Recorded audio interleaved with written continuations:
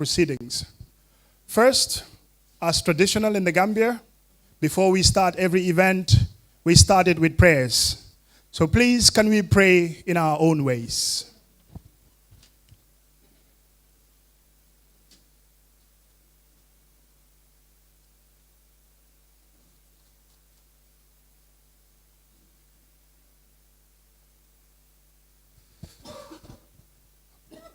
Amin. Thank you very much. Once again, we warmly welcome each and every one of you from wherever you are from the sporting spectrum of the Gambia. We welcome you to this special event. It's the Sports Journalists Association of the Gambia presidential debate. It's about the office of the Gambia Football Federation contesting and wanting to become president, to run football in the Gambia. That's going to be the center of discussion here today. And according to the program that I have in front of me, we've already did the prayers. First, we will have a welcome remark by the president of the Sports Journalists Association, Omar Jaju. But just before he comes in, this presidential debate has been conceived by the Sports Journalists Association of the Gambia some months ago. Carefully planned, well structured.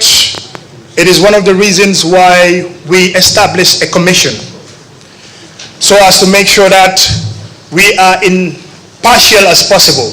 That commission is independent of us. Fine, we are the ones who organize the debate, the modalities to support the commission, but the commission will take over on a day like this to ask the candidates who are contesting for this election questions, to scrutinize them, to ensure that they are fit for the office that they are running. So basically, from the president's welcome remark, we will be having introduction of the house rules, which will be, of course, by the chairman of the debate commission, Famara Fofana, and then we will have the debate proper. Then there will be opening statement by the presidential aspirant we have in-house here, Mr. Sadibu Kamaso. Then we will have a thematic Q&A, question and answer session. The moderators will be doing that Q&A. We will have a coffee break, an interlude of music, if you like.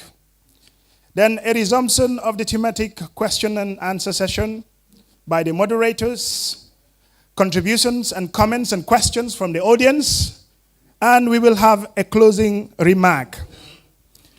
A closing statement, first by Sadibu Kamaso, then a vote of thanks by the first Vice President of the Sports Journalists Association, Bakari Mane, commonly known to many as Big Sam. At this juncture, I have the pleasure to call on the President of the Sports Journalists Association, Omar Jaju, to deliver an opening remark.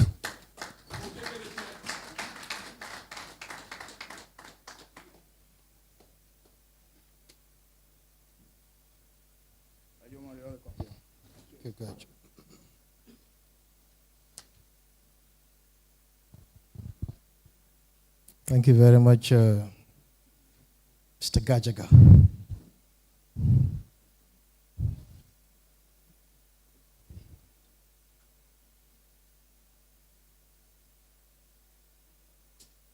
Sajo, I know you were there with your husband. Can you kindly come to the... This time you were leaving your husband down there. So come forward. Alaji Babu.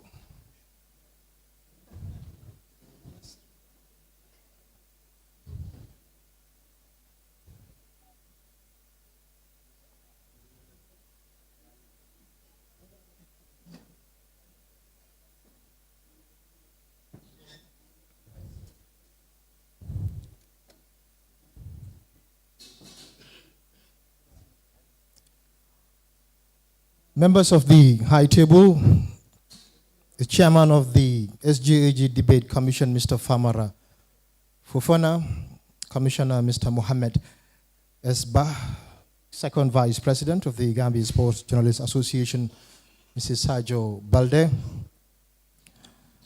executive members of the SGAG here present, distinguished guest, representative of the Gambia National Olympic Committee, GNOC, Mr. Jallo, who is away, I think he's observing his prayers. GFF presidential aspirant, Mr. Sadibu Kamaso, football enthusiast, fellow journalist. I want to welcome you all to this very historic debate. As the president of the SJAG, that is the Sports Journalists Association of the Gambia, it is my distinct honor to open this critical platform ahead of the GFF elections. Today, we are not just hosting a debate, I will tell you. We are shaping the future of Gambian football. Our role as sports journalists is to act as the bridge between football administrators and the fans who give the sports its soul. This debate here today serves as a vital forum for accountability, transparency, and strategic vision.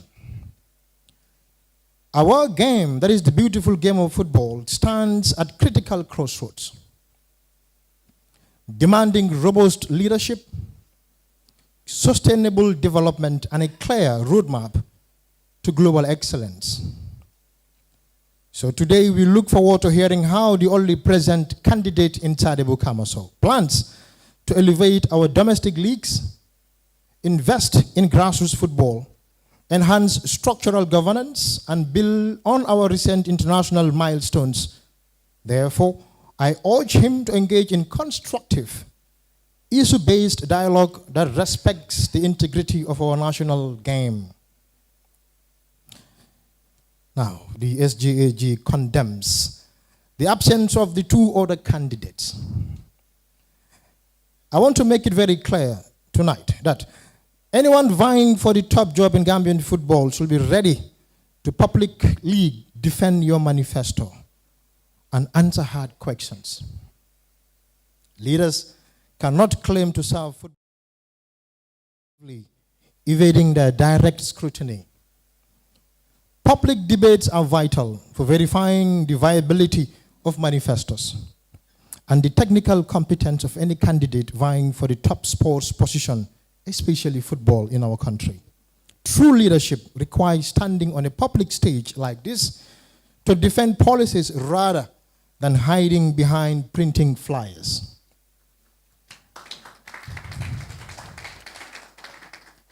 Today, we must communicate. We must talk to one another. We must talk to people that love so much sports, particularly football. And key amongst them are the stakeholders. The power to shape the destiny of Gambian football currently rests entirely in your hands. And I call upon you to exercise your voting rights with the utmost responsibility, conscience, and foresight. You are not merely electing individuals to office, but you are choosing the stewards of our national game. The decisions you make in the voting booth will echo across our pitches. It will affect the livelihoods of our players and determine whether our football rises to the new heights or strategies. So therefore, I urge you to cast your vote wisely, guided by vision and competence, transparency and integrity. Let friendship, favoritism, and personal interest takes a backseat. Ask yourself, will the candidate that I'm voting for elevate Gambian football? Remember all the time that history will judge the choices we make today. The media will be watching, and the fans will be watching, and the generations to come will live with the consequences of these ballot boxes. Now, to my very great commission. On behalf of the Executive Committee of the SJAG and the entire membership, of the Sports Journalists Association of the Gambia. I extend my highest commendation to the SJAG Debate Commission, expertly led by our colleague, respected colleague, Mr. Famara Fofana. The commission has delivered a stellar performance. This commission here took on a massive responsibility and executed it with a level of professionalism, integrity, and excellence that sets a new benchmark for our association. Remember, the SJAG is organizing a debate like this for the first time. I know organizing a national sports debate requires meticulous planning, deep impartiality, and sleepless nights. But under Famara's visionary leadership, this team did not just meet expectations, but you shattered them. To Mr. Fofana, Famara, your guidance was exemplary, I will tell you. You steered this ship with calmness that you are so much known for, maturity, and intellectual rigor that you are widely known for. But to every member of this commission, Mr. Bah, Lagami Gumani, Fatumata Sise, and to our good friend, Aret, your tireless dedication behind the scenes did not go unnoticed. You have elevated the profile of sports journalism in the Gambia and proved that our association is capable of driving meaningful high-level discourse on national development and through sports. You have all done an incredible job, and I'm definitely proud of all of you. And I want to sincerely thank you for your service, your passion, and your flawless execution. Also, along the way, we set up committees. The media committee led by Mr. Fode Mane, and the logistics committee chaired by Ibrahim Fadera Nyais. I want to sincerely commend you and your team for the amazing job. To our audience here today and around the world, I know we are being followed today across the country and beyond.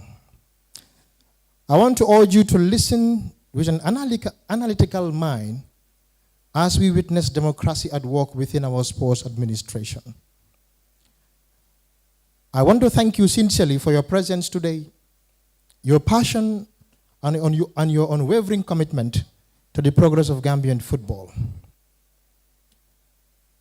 Mr. MC, I want to have just 5 minutes of your time, with the permission of the chairman of the commission, to quickly speak in one of the local languages, that is Wolof, to those that are listening and following us online.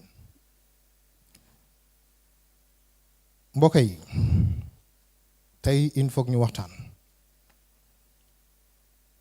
waxtaan ci anam bi nga xamante ne nii ñun lu ñu tax a jóg fii mooy joxe plateforme bu képp ki nga xamante ne nii bëgg naa doxal football yi Gambia nga ñëw wone exactly lan nga amal askan wi ak lan nga amal Gambian si loolu moo ñu fi tax a jóg tey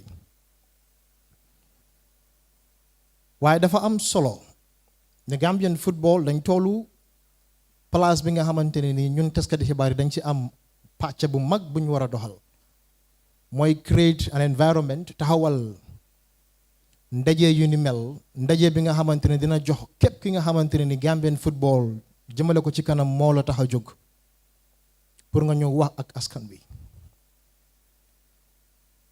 tey yàlla dafa dogal ne du ñëpp ñoo mën a vote ci am élection yu ni mel ñi nga xamante ne ni ñoom la yàlla wërsëgal ñu am kaddu nga la maa ngi leen di ñaan ñu bàyyi xel ne cadre buñ use ak opportunity buñ am pour daal di tànn ay njiit yow la ko yàlla wërsëgal Bisenti amu ko Lamin Fadera amu ko keneen ak keneen amu ko si 2.5 million Gambians kon yow mi ko yàlla may soo demee ba di votal nit na doon ki nga xamante ne ni gëm nga ne ak yaakaar nga ne dina yóbbu Gambian football ci kanam loolu moo la ñor loolu moo ñu ñor kon loolu bu amee rawatina ñi nga xamante ne nii ñu ngi ci club si regional stakeholders si nañ laajtewaat suñu boppa bu baax ndax man su ma demee tey if Sadibou Kamaso ñëw si man Kémo Cissé ñëw si man Falcons ñëw si man si guddi jox ma benn enveloppe bu duuf ne bëgg naa nga votal ma si guddi nga wéetoo sa diggante ak yàlla ne man lu maa jël nii man la moo njëriñ waaye man maa ngi teewal a region lu maa jël nii man la moo njëriñ waaye maa ngi teewal a club nga la na nga xool sa diggante ak yàlla nga xool kan moo genuine ci candidate si te nga bañ a xool sa own interest parce que décision bu ñoo jël mooy décision bi nga xamante ne loolu mooy firndeel suñu football fan la moo dem in the next 4 years kon kenn si ñun bum toppa benn candidate because of xam naa ko su ma mbokk laa am date kenn si ñun bum toppa benn candidate because of dafa xam suma waajur wala déedéet ma waxtaan naa ak kilifa yu bari tey si suba ñu ne ma Omar suñ problème ci Gambian sports football mooy stakeholder si te amoon naa ci gàcce koo waxtaanal koo waxal mu ne la suñ problème du candidate si waaye stakeholder yi lañ kon ngal la stakeholder yi ñun ñoo mën a change affaire si niñ koo changé mooy nañ moytu ñuy yoot nañ fësal ñuy fës si biti nii leen di xool képp ku ñëw si yow di yoot na la na doon lu dëggu kon foofu laa ko tënkee di leen ñaan ñun as sports journalist dañ am a big role to play tukki nañ waxtaan nañ ak nit ñi si biti xam nañ ñu football di demee te gis nañ football lu moo demee si biti kon du ñu dee neex ñu xool suñu football tolluwaay bi nga xamante ne ni am na ko jamono bi kon nag élection bi mu doon élection bu am solo nañ bàyyi xel si lu ñoo def nañ jiital yàlla si anything lu ñoo def rawatina si élection si ni mel personal interest warut a tax ñu fal kuñ bëgg a fal déedéet nañ fal ay njiit yu dëggu njiit yi nga xamante ne gëm nañ ne ñooñu ñoo mën a yóbbu suñu football bi ci kanam ay ñeenti góor ñoo taxaw pour jongante wallahi buñ wéetoo ku nekk soo wéetoo sa néeg xam nga kan la kon nag maa ngi leen di gërëm di leen sant Gambien si yu ñoo weddi mooy Gambien si nga xamante ne ni xëj na amuñ vote te Gambien si ñoo gën a am solo si suñ football bi because ñu am vote they are just 77 or 74 te dëkk bi ëpp na loolu tey game su amee ñuy jënd games ñuy jënd tickets jënd t-shirts bokkuñ sax si ñi nga xamante ne ñoom ñooy vote ñuy vote they have their free tickets sometimes they have their free trips kon ndaje bi bu amee képp ki nga xamante ne ni amuloo ite bi pour ñëw jaakaarloo ak askan wi waxtaan ak ñoom si li nga am Gambia war nañoo mën a taxaw xoolaat suñu boppa kon nag maa ngi leen di ñaan stakeholder si nga xamante ñu ngi maa déglu nga la lu ñoo def ñu xam ne suñ ndaw yi ñu ngi yaakaar si ñun suñ xale yi si kër gi ñun lañ yaakaar pour décider leen lan mooy suñ future si Gambian football jaa ngeen jëf.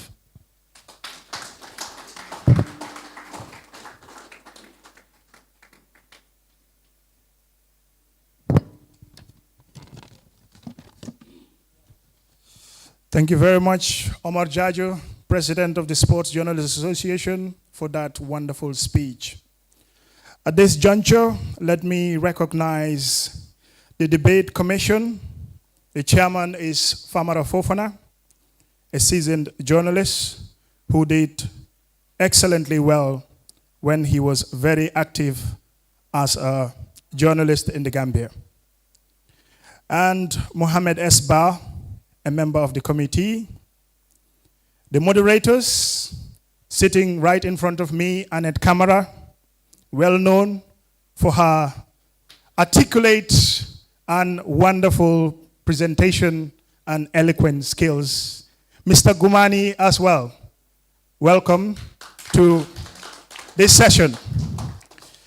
Now, we call on the GFF presidential aspirant Sadibou Kamaso to give us a 5 minutes opening statement. Or Famara Fofana rather, I have on my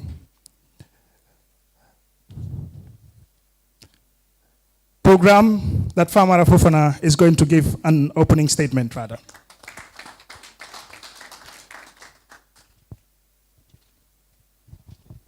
Assalamu alaikum. Good evening. Ladies and gentlemen, I'm going to be very brief. My task here is a very simple one. It's just to outline the rules of engagement. In other words, the house rules. But first, it is important to give Caesar what is Caesar's and God what is God's.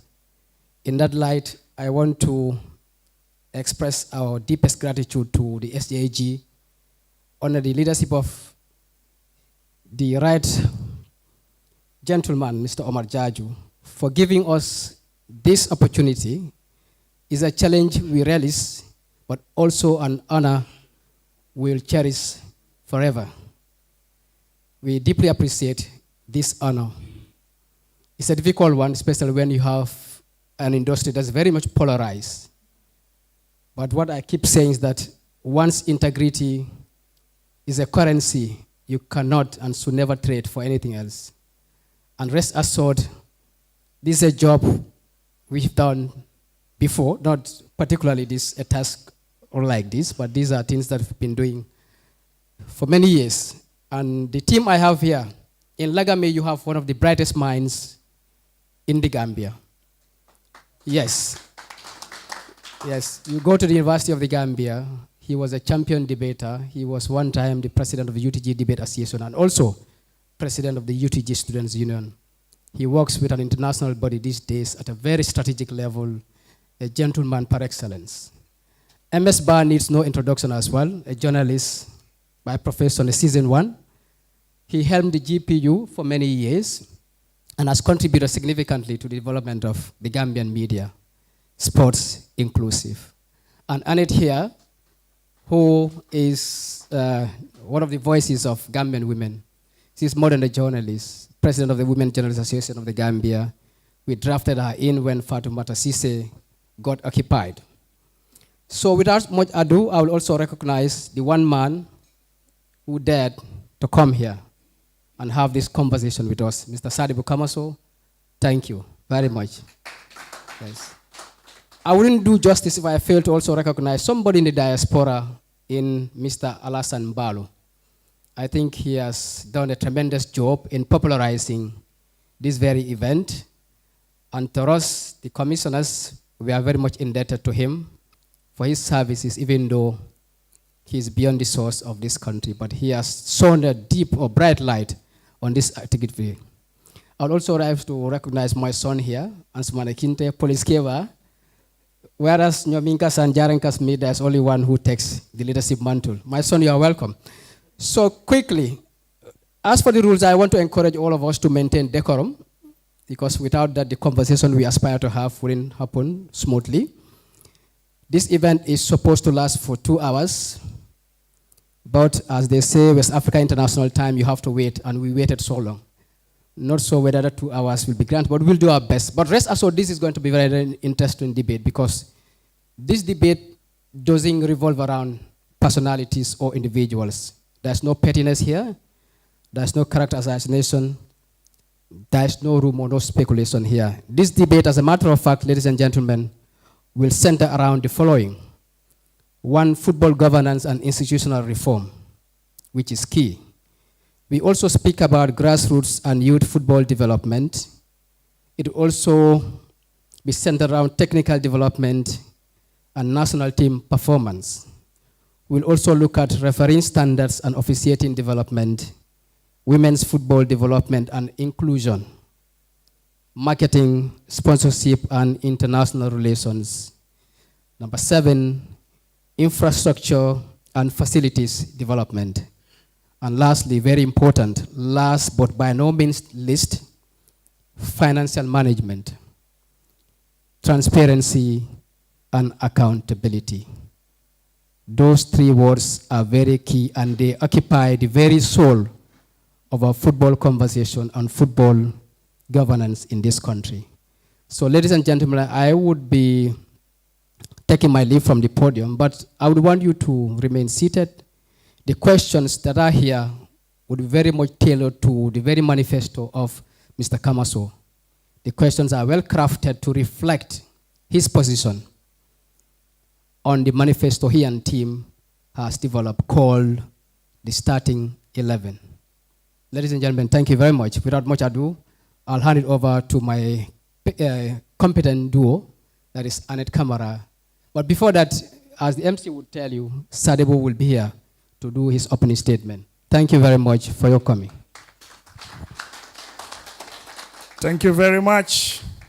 That's the chairman of the Debate Commission, Famara Fofana, laying down some house rules there on how this debate is going to go about. At this point, I will release the high table. Please, can you take your seats over there?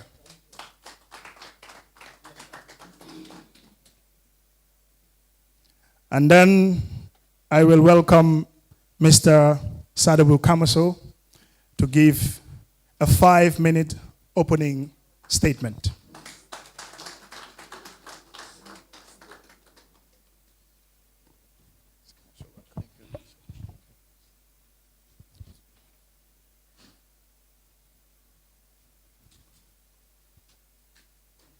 Assalamu alaikum wa rahmatullah. Good evening, the President of the Sports Journalists Association of the Gambia and his executive, the debate commissioners, Mr. Famara Fofana and his team, the moderators, esteemed media practitioners here present, members of the Team Restore Confidence, the Gambian population, those watching here or online, distinguished stakeholders.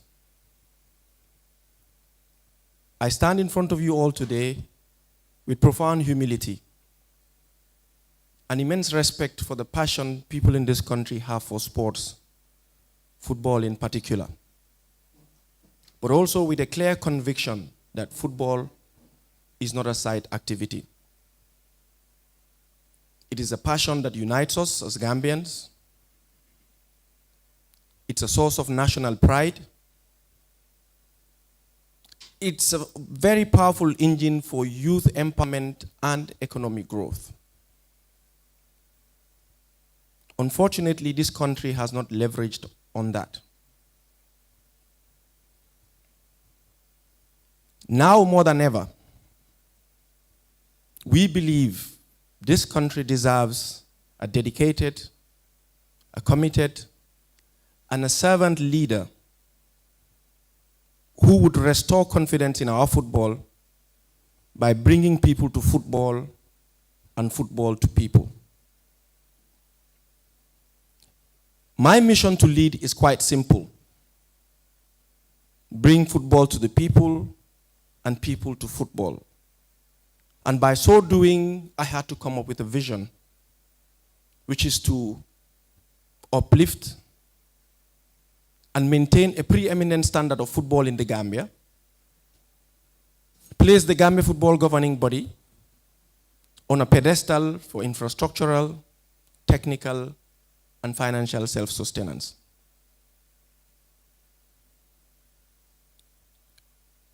At Team Restore Confidence, we always believe he who loves anything must do more than just talk about it. You love or advocate for anything, you've got to advocate beyond just talking about it. To bring football to the doorstep of every Gambian as per our mission means we have to come to platforms of this nature and tell the people what we have for them, because the manifesto that we came up with is not a mere document. It's a contract between the Gambian people and Team Restore Confidence to say, this is a documented contract that we have to serve you. And that was why we believe our mission, which is to stimulate interest and passion, to increase stakeholder participation by bringing football and its benefits to the doorstep of every Gambian, would ensure that Gambians get what they want, what their aspirations are for Gambian football. A lot of people will celebrate behind the scenes, but knowing full well that our football has not reached its potential. Team Restore Confidence believes we should be able to tell the people what we have for football, and that is why we took it upon ourselves to come up with a manifesto that we call the Starting 11, so people get to understand how people is run and the number of people that play in a team. Today, we are going to outline our vision, our mission, our values, what stakeholders should hold us accountable for, how we are going to lead, so people will understand that while we are serving, if there is any time that you feel the team has not delivered, you can hold us accountable. And how do we intend to lead? It is in 3 ways. Open governance, being accountable, and telling people what we have, being transparent, making sure people understand how the funds are utilized for better understanding of how the federation is run. Service delivery, where all the executive members understand their different portfolios. They don't just go there to serve as executive members, but everybody has a responsibility. Unity, because we do not want to run a disunited football family. We want to run a football ecosystem where people see things together. You would agree with me that you can never go in any ecosystem or in any situation where everybody would be seeing things through the same lens. People have positive views, others don't. And any leader who wants to lead has to understand not everybody would believe in your vision, but it's incumbent upon you to prove. If you look at most of the progressive things or things that give us light, whether the electric bulbs or the cars that move, as a science student, they'll tell you they have a negative and a positive pole. So if you're expecting that everybody would be singing praises to say what you're doing is right, then you're making a mistake as a leader. That is why we tell the people that we're open to criticisms, because we're human, but we are going to ensure that we deliver what the Gambians want, and that is for football to benefit the Gambians, so that those who are investing get the return on their investments, so that the ecosystem is developed in such a way that we do not only have to rely on players who are playing international, but we have an ecosystem locally where young are employed, those who work in clubs get their employment, and the Gambian people see to it that their aspirations are met by any leader who's running Gambian football. Thank you.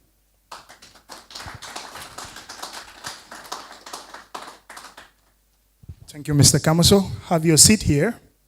Mr. Kamaso, your sitting position has changed. Yeah, because of the microphones. So when you are responding to questions. Oh, okay. No, when he's answering questions, he will stand. Yeah.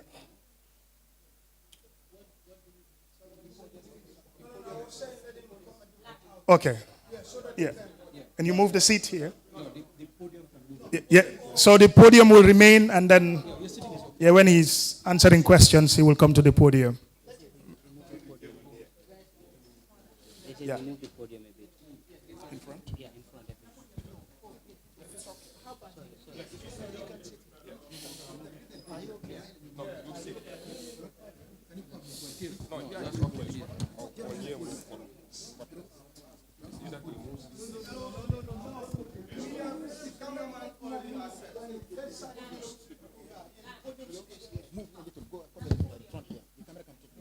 Okay.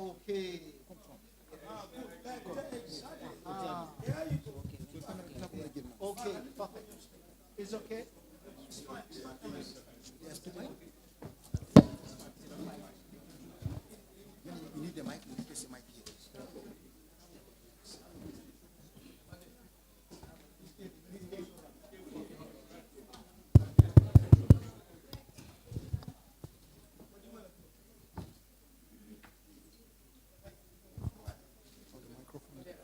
There, yeah.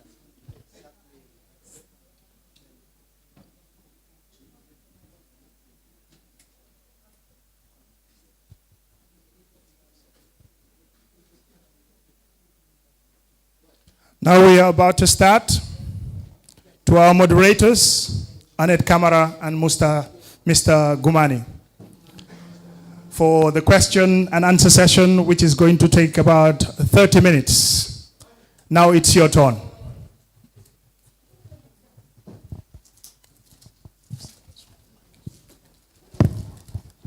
Thank you very much, Master of Ceremonies, distinguished guests, to all protocols here duly and respectfully observed. It's an honor to be on such platforms, to serve as a moderator or one of the moderators alongside Annette Kamara with one objective, and that is to guide the discussion. I must place emphasis on that. Our responsibility here is not to score you right or wrong. Our responsibility as moderators is to guide the discussions between you and the stakeholders, to assess whether or not you are the right candidate for the Gambia Football Federation presidency.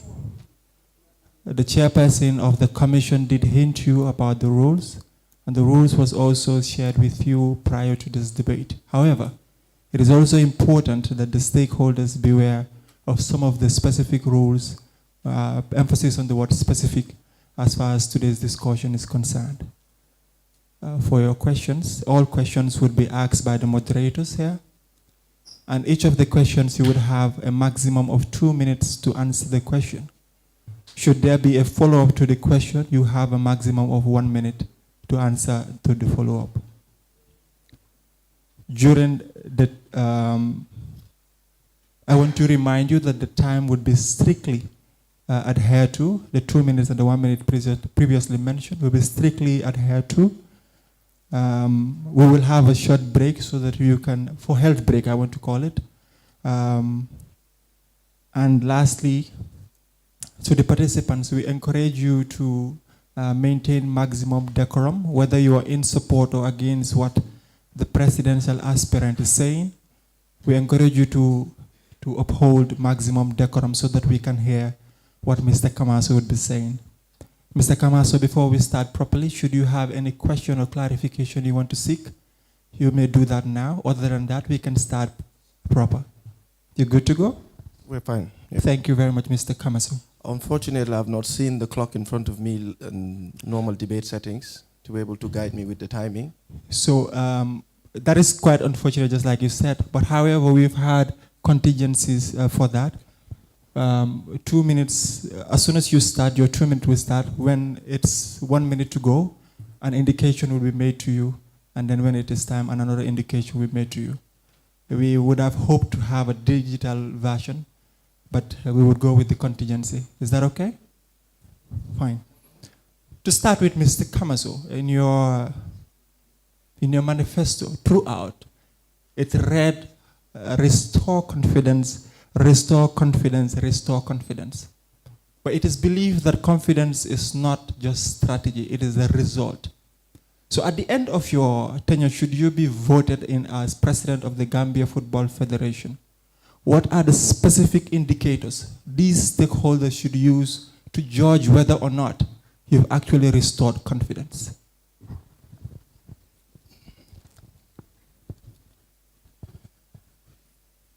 Thank you, Mr. Moderator. What we've said is my team is not here just to fix the problems of today, but also to establish a system that deals with the challenges of tomorrow. And because we're going to be accountable and transparent, every action or every step taken will be there. And as I said in my opening statement, our manifesto is a contract between the stakeholders and us. So we have a manifesto that people can look at to see whether what we've intimated to the stakeholders that we will restore confidence by doing what has been indicated in the starting 11 has been done or not. Because at the end of the 4-year tenure, obviously we would be graded to see if we had scored points or not. So as I said earlier, we're not here just to fix the problems of today, but we also want to put in a system that would be able to deal with the challenges of tomorrow so people can see that this team has restored confidence. Because it is clear there is a considerable erosion of confidence from the stakeholders towards the Gambia Football Federation. And how do you do that? You should be transparent, as we keep telling people. You should also be accountable, and that's why we said we want to have open governance, service delivery, and unity. So we believe with the manifesto that we have, people can judge us and say whether we've restored confidence or not. Thank you. So the understanding is that the manifesto should be the primary indicator to base whether or not you've achieved or restored confidence in the Gambia Football Federation. One of the ways we can do that is to make sure that we hold our leaders accountable way before they get into office. And in 2022, candidates dodged presidential debates. In 2026, candidates dodge presidential debate. Would you commit the Gambia Football Federation to a constitutional reform to include debate as a constitutional mandate for aspirants to undergo? I wasn't expecting my fellow aspirants not to be here. I was expecting they'll attend this debate, because when we got the invitation in April, sometime in April, we responded immediately and said we will take part. Constitutional amendments are meant more for football governance.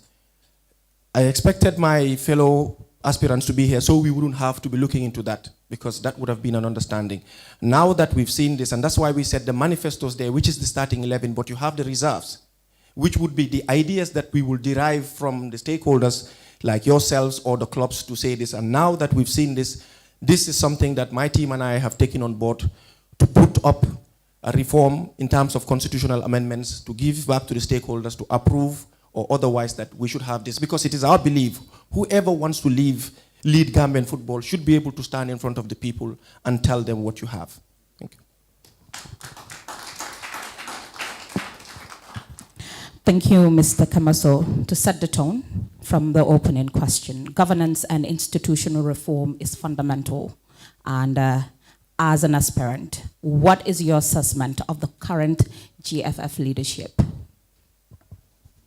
I've said it earlier that the considerable erosion of confidence in the GFF leadership is very manifestly evident. You don't post anything on social media or anywhere that somebody would not say anything against them. The other day, somebody even said, if NAWEC and GFF were to play, somebody said they'll go and burn the pitch. It's the confidence people have lost. That's why the fourth pillar of our starting 11 means accountable governance. Because what we've said is we want to be accountable to the people and have servant leadership, where every decisions made are published for everyone to see, and we are serving the people based on the aspirations of the Gambians. As I've said, Gambian football has not leveraged on what football can do. Football is a powerful engine for economic growth. But how do you do that? Because governance and administration are the bedrock of the beautiful game. If the governance is not doing well, it means you're not leading people to the right direction. So for us, accountable governance is the bedrock of what we want to do, and that is where we are starting to ensure that the governance is put on a clear roadmap, because every leader should have a vision, roadmap, and tools. That's why we have that vision, and we are going to ensure that we are as accountable as possible to the people, so they see to it that this is where the Gambian people want to lead us, and that is how we can engage the fans or the stakeholders to be ready to invest in football and take Gambian football seriously. So in leveraging on what football can do, can you identify one of the current governance model you admire and wish to keep or improve as per the current administration?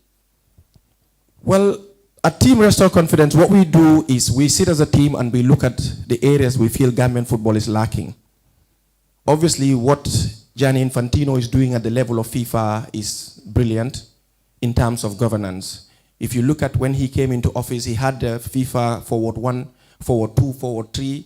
When Gambia used to receive $1 million, now $1,250,000 annually, also with the Forward. So the FIFA governance model is brilliant because what they've done is bring football to everybody. That is what we want to do. Because for far too long, the Gambian football governance leadership will tell you that they're only answerable to the stakeholders who vote. We believe that is a naive way of looking at things. Because what you need to do, you have to understand that just the stakeholders who vote do not bring you the money. It is the fans who come and watch the games. It is the same fans who buy your replica jerseys, the same fans who invest their money in terms of sponsorship.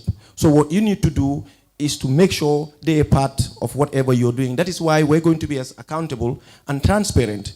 So the FIFA model is one very good example that we've looked at, and we believe is one that can benefit Gambian football. That's why even the league prize money, we want to start with 2 million, go further and further, where eventually we might even start giving people a lot more money.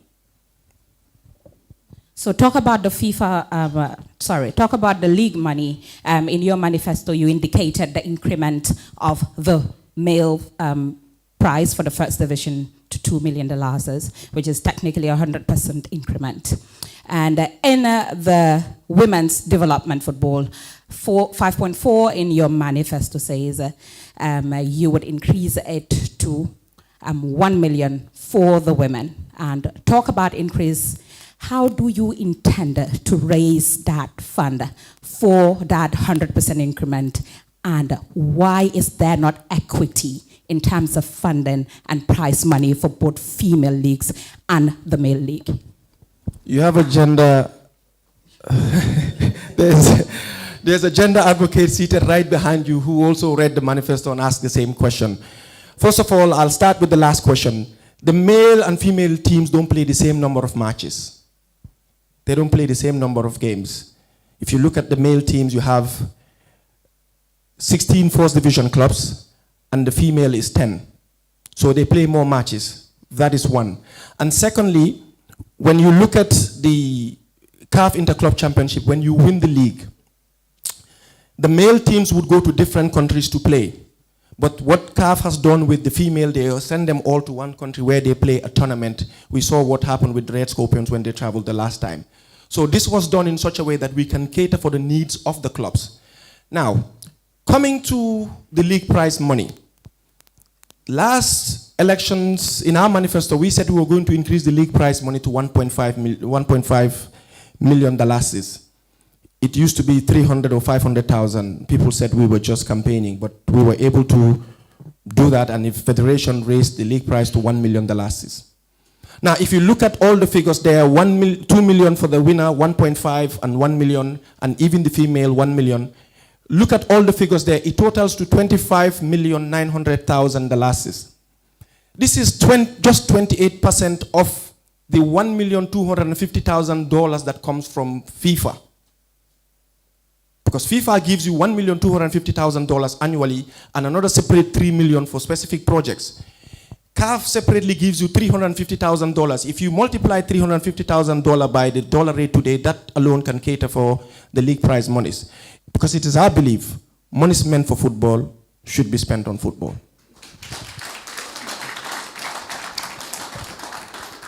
I can assure the stakeholders that money is really of essence as far as even today's debate is concerned, and we would question the financial aspect of it in detail as well. But I still want to stick with the governance as we started with.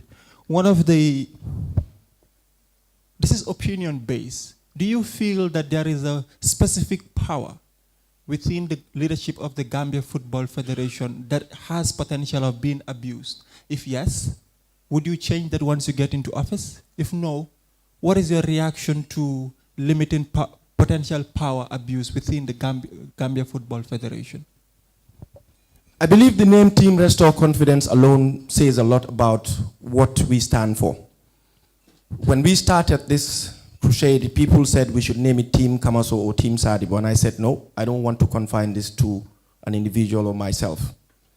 We can give it Team Restore Confidence. It took us time to come up with the name. We had different names, but we had to come up with the Team Restore Confidence so it is not confined to just me. And immediately we lost elections, we went back to the drawing board that same night to meet and discuss as to how do we come up with sustainable mechanisms to ensure Gambian football runs.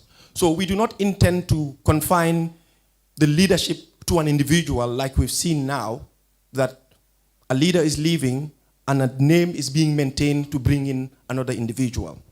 But constitutional reforms we intend to bring is to ensure that the leaders are accountable to the people, and that includes even the electoral code and even the selection of members of the electoral committee. It is our belief that electoral committee should be as independent as possible, to the point that even the General Secretary of the Gambia Football Federation does not need to be a member.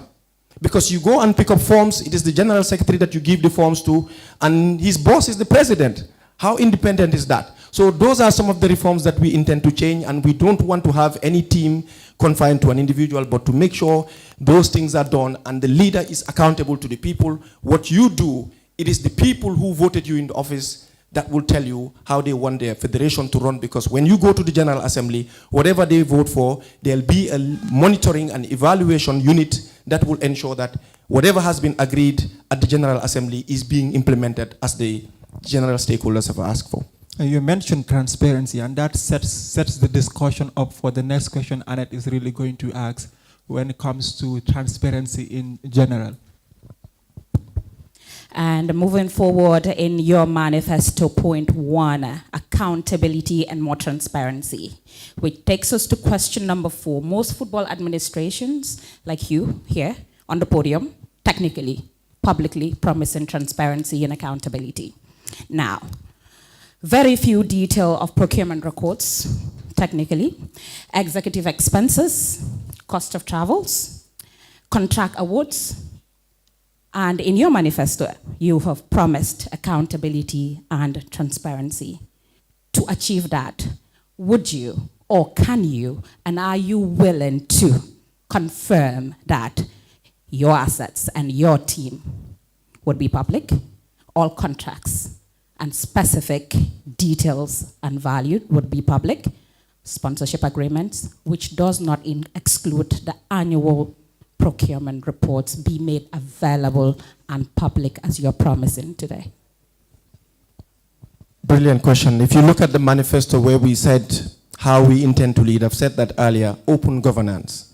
And if you look at the points on the open governance, we've made it clear that we're going to be transparent in terms of procurement, the funds that come from FIFA, the funds that come from CAF.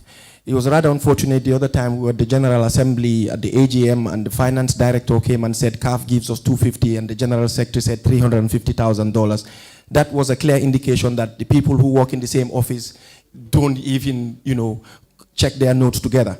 It means they are not transparent enough, because if the finance director tells you CAF gives us $250,000 and the General Secretary tells you it's $350,000, we have a problem. But we are making sure that changes.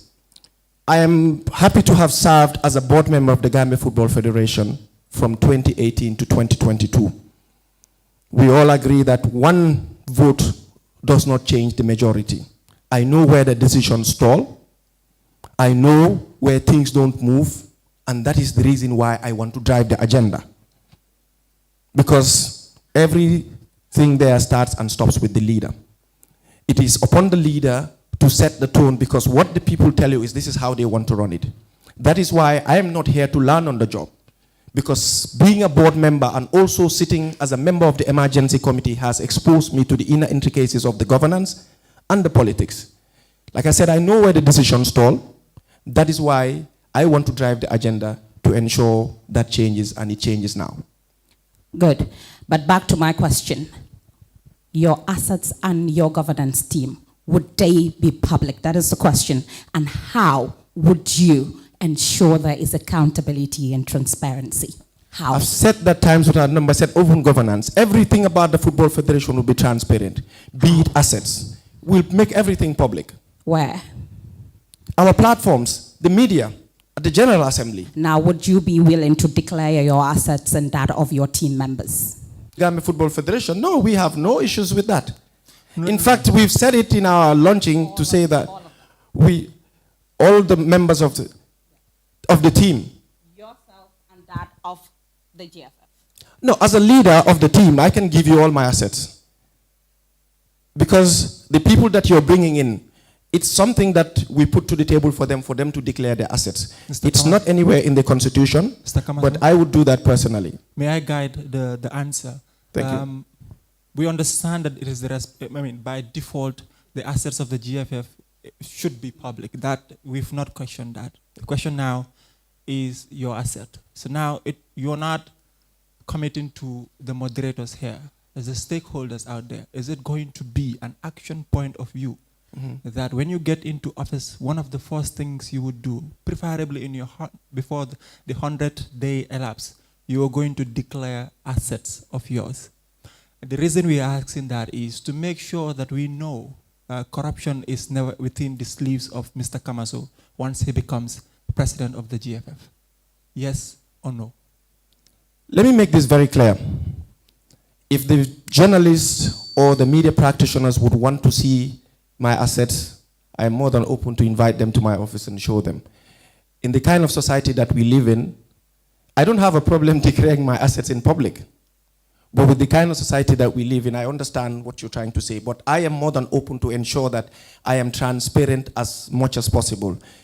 Any of the moderators or the media practitioners can come and I can show you. I'm a businessman, I run my business called Creation Plus. I own shares in other businesses. So obviously, I am more than happy to declare my assets, but I'll rather the media comes and goes through my assets rather than put my personal assets in public. That answer would survive. Mr. Kamaso, you were also throughout your experiences, your communicated experiences, you've also mentioned that you have good relation with certain football teams based on your experience, your administrative experience, and in fact, even to the GFF. That can be a very good thing, but also it can be a concern. A concern in the sense that because of this relation we have with specific football teams or specific personnel, wouldn't that expose you to personal favors and personal requests? I believe not, because those who know how I govern or how I run things would tell you I'm a different individual. I've been a club CEO for over a decade, and people would tell you that I don't bring friendship or family relations to my job. Whatever the job requires, that's what gets done, because I do not bring in favoritism. Even my people at Team Restore Confidence will tell you that I am a no-nonsense when it comes to that. So rest assured, when it comes to favoritism, whoever is in a position to get the job done is the individual that gets the job done. Listen, I was the only candidate who approached all the other two aspirants to tell them to come so we can form an alliance. I met them to say, let us sit down and look at our policies, because I believe there are areas that we can sit together and have one common goal. So if we're able to sit together and work together, and both of them made it clear, they had their teams, they were waiting for some individuals to tell them what to do before they come. So for us, the job gets done by those who can do the job. And that's why we have the manifesto to say, this is the contract, you can hold us accountable for it. I want to believe that, but I also want for you to give a very practical instance where you've actually chose between loyalty and integrity. Like you were presented with two options where you have to be loyal to someone or you have to uphold your integrity. Can you give a practical example of that? Very good example, sir. Yes. When I was vying for the position of GFF president in 2022, I spoke to two people that I used to look up to in football. to tell them that I was approached to look into the possibility of running Gambian Football Federation. I did consultations, and when I approached them, they gave me the award. And I was very loyal to them. Going deep further, they told me that I needed to set it aside and not pursue it any further. But I had committed myself to people I was not close to. It was my integrity at stake. I think there couldn't be any better example than that. Because some of the people that are with me today in the same team were not with us in the same team in 2018. But I've met the people, and some of them told me, we believe you're a fake candidate. We believe you're not going to go any further. And the two people who had given me the award, I was very loyal to them. When they asked me to abandon the ambition, my integrity was what mattered. And I said, no matter what happens, even if I'm going to do this election, I would not jeopardize my integrity, and I went for it. I think that's a better example. That is also an example I will take. Thank you very much. Mr. Kamaso, I did indicate that we were going to focus on governance, and then we will transition into financial aspect of the debate. And indeed, we've covered areas areas we are interested in that are specific to your manifesto when it comes to governance and administration. To now, finance, and Annette will start with that. Okay, Football Academy. Again, back to your manifesto. You correctly highlighted over-reliance of FIFA and CAF funding. Many African federations, which the current GFF is not an exception, derive over 70 to 80% of their income from FIFA and CAF. Now, if CAF and FIFA were to withdraw 50% of their funding, like by tomorrow or right now, which of your 11 flagmanship promises would you still survive? Would you maintain? Everyone would remain. That is why we're coming up with mechanisms to help grassroots clubs. If you look at the manifesto, what we said, we want to do grassroots football club regularization and development. In our first 100 days, we are going to launch the grassroots database to be able to have all the academies register themselves. Look, clubs don't have to rely on the funds that come from the GFF, with GFF also relying on FIFA.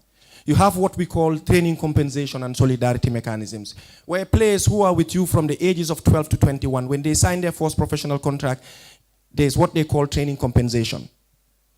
That goes to the clubs where the boys or the girl was. From the age of 12 to 21, from 12 to 15 get 5% of that, and 16 to 21 get 10% of that. The training compensation comes once, but the solidarity mechanism follows the player throughout their career. But all these academies, very few benefit from that. I was a club CEO.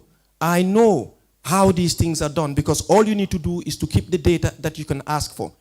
So once these clubs have that, they don't have to rely on just the funds that are coming from FIFA or the funds that are coming from CAF. Secondly, what we intend to do is to ensure that the league is commercialized. That is why we're coming up with the professional league. If you commercialize the league, the clubs would generate some revenue. We have presidents here, the likes of Mr. Cham, whose zone Serekunda is. I've seen numerous times where they give gate takings, shares of gate takings to clubs. The Gambia Football Federation, I don't remember ever having seen where gate takings shares were given to clubs. Why aren't we doing that? Because these Nawetans have been transparent and accountable to the people. So people come to them and invest their money. They don't find it difficult to get their funds. So in short, you're saying commercialization is the way forward for your team? Certainly. Right. Okay. So which program are genuinely self-sustaining? One of them is getting the league professional. Once you have the league professional, it helps the clubs start selling players at fees that are more than what we get now. I use this phrase all the time. The price of a cup of tea from the guy who sells Tangana and the price of a cup of tea from Paradise Suits here would not be the same, but it's the same cup, it's the same water, it's the same tea bag. It's the place and the packaging. That is why our league needs to be professionals. if you professionalize the league, the amounts that players are being purchased for, 10,000, 20,000 or 30,000, the price increases. You go to Senegalese clubs, you realize that they're getting more money for their players because of what they're doing. So we would ensure our league is professionalized to the extent that the clubs are getting more. And even the league professionalization, we have 4 phases where we can incentivize the clubs by doing the assessment and all that. But yes, we will commercialize the league and also help the clubs register more than 25 players, 30 players, which the federation currently does, because you can register 25 players and up to about 75 young players who would not leave your academy, but they stay with you, so you can claim training compensation and solidarity mechanism. Because what happens when you have young players that you have not registered in your 30-man squad, at some point they'll tell you, I want to leave because on my game time I cannot play. But if you leave that open, then you have an opportunity to give them a chance to play and claim solidarity mechanisms. That's why when you look at the Premier League and Serie A and other countries, you see players with 99, 77, because they come from the youth category and they get the chance to play there. And it also helps the Gambia select U17 or U15 because they get the chance to play. Thank you. Now, which of your programs would depend on external grants extensively out of the 11 you have outlined? One thing I will tell you for sure, FIFA funding would not stop because of the way FIFA runs. There's a chance they might reduce the funding, but as you know, every president coming in would tell you we're going to give you more funding. The programs that we have now, we intend to maintain every program. Like I said earlier, if we are accountable, the business people will come and invest. If football becomes investable, the money would follow. If you see big businesses having their own pitches, running their own academies without being associated directly to the Football Federation because they understand there's funding in it. So what we intend to do is to ensure the league or the football is accountable, it is commercialized, and people can see the return on their investment to be able to invest in it. Because right now, you wouldn't go to any business that is not viable to invest your money. But if we make it viable, people obviously invest, and that's what we want to do. Yes, still on finance again, you did make mention of the fact that you're going to utilize the private sector as well. To bring businesses on board. And we're going back to the issue of the prize money again. I did say we were coming back to it in due time. We've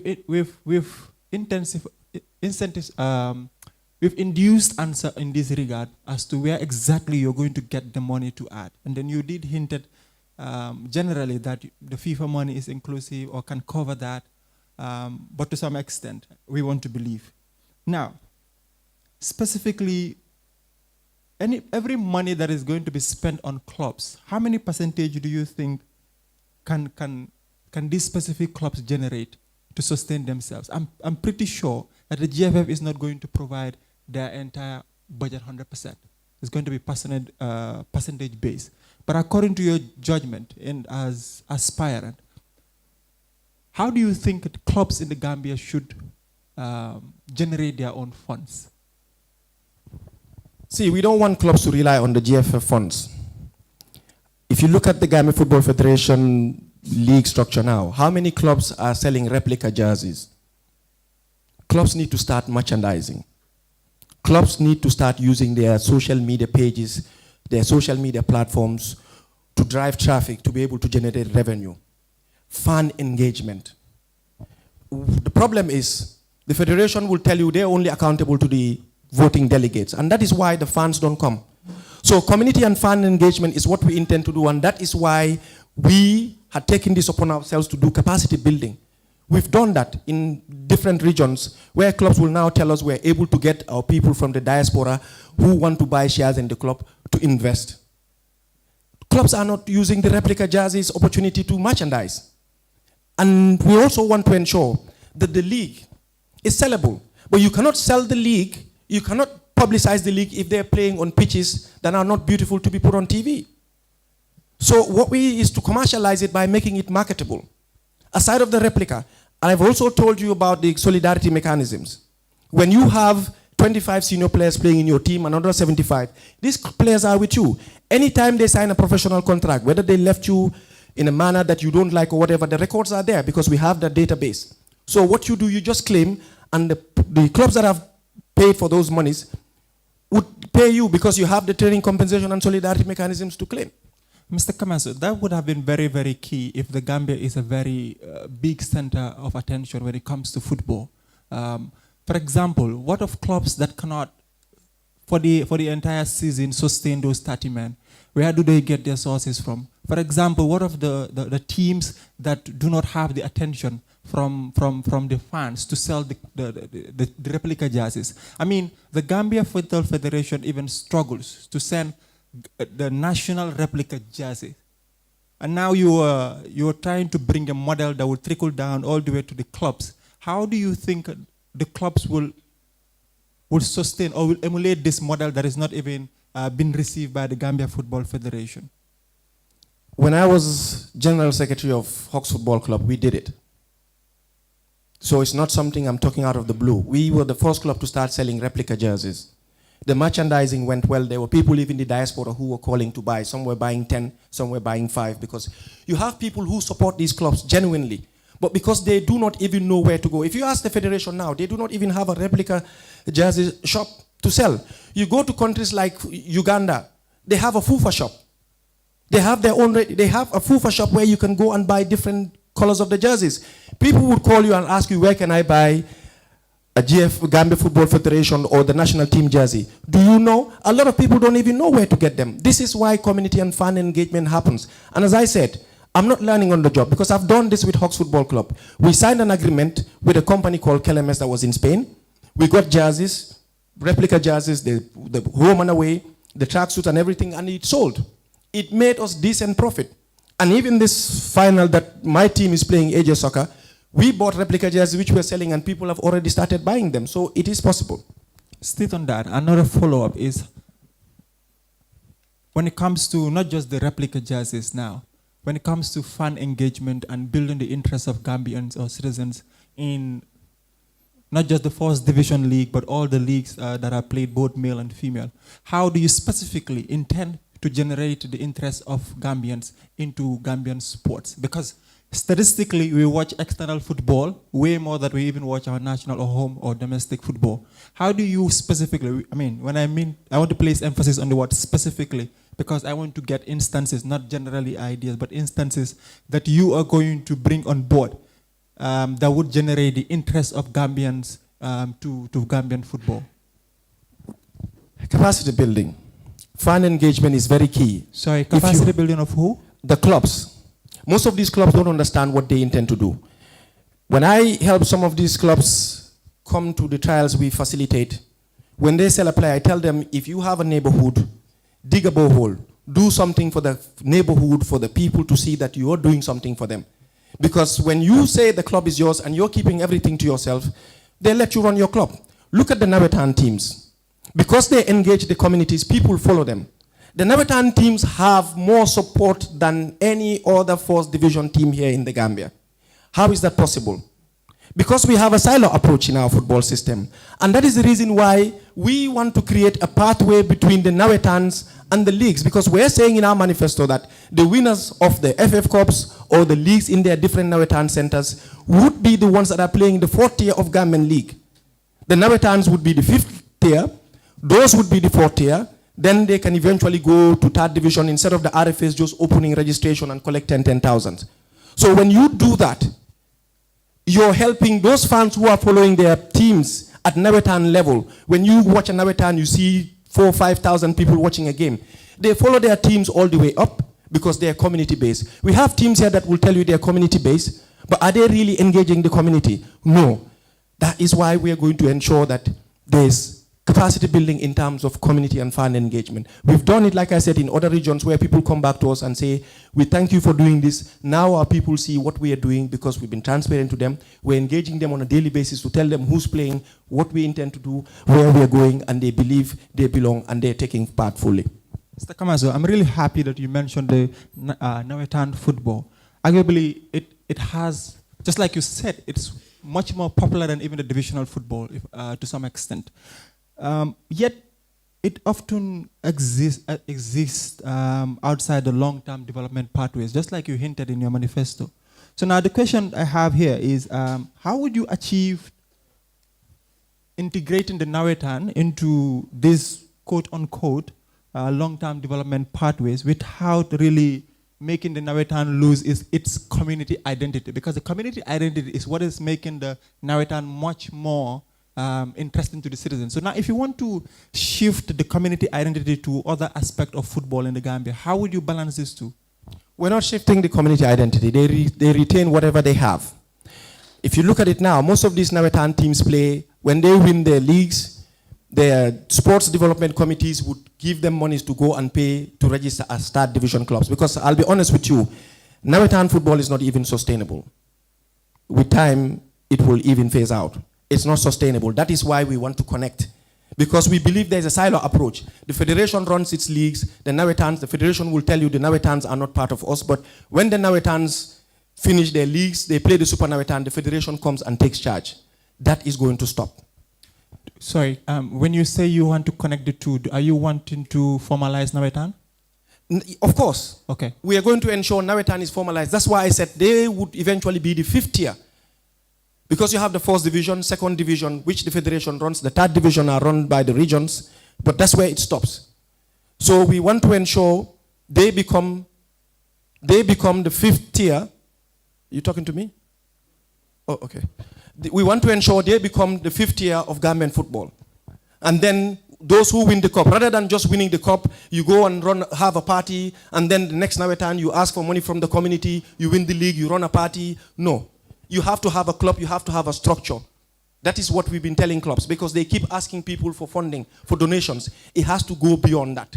Now, if you have a structured club, you are generating revenue to sustain yourselves, because those people who are giving you the money cannot do that for long. So those clubs, every region that has a Nawetan center would now have to be members of the Regional Football Association of that region. If it's KM, Serekunda West, they are already part of the region. But how are they connected? It's just at voting level. But these teams need to be the ones that are playing the 4th tier to eventually go to the 3rd division. Then they can sustain themselves. You go to West Coast, all the different Nawetan centers, the winners would eventually join to play the 4th division, then the 4th division. Because it's very cruel for you to train for 5 months. You play one game, you get knocked out, and they tell you you've lost your qualification. Because that's what is happening now. To qualify to the 3rd division, you have 64 teams. Imagine how many games you have to play to qualify. So you play one game, you lose, you're out.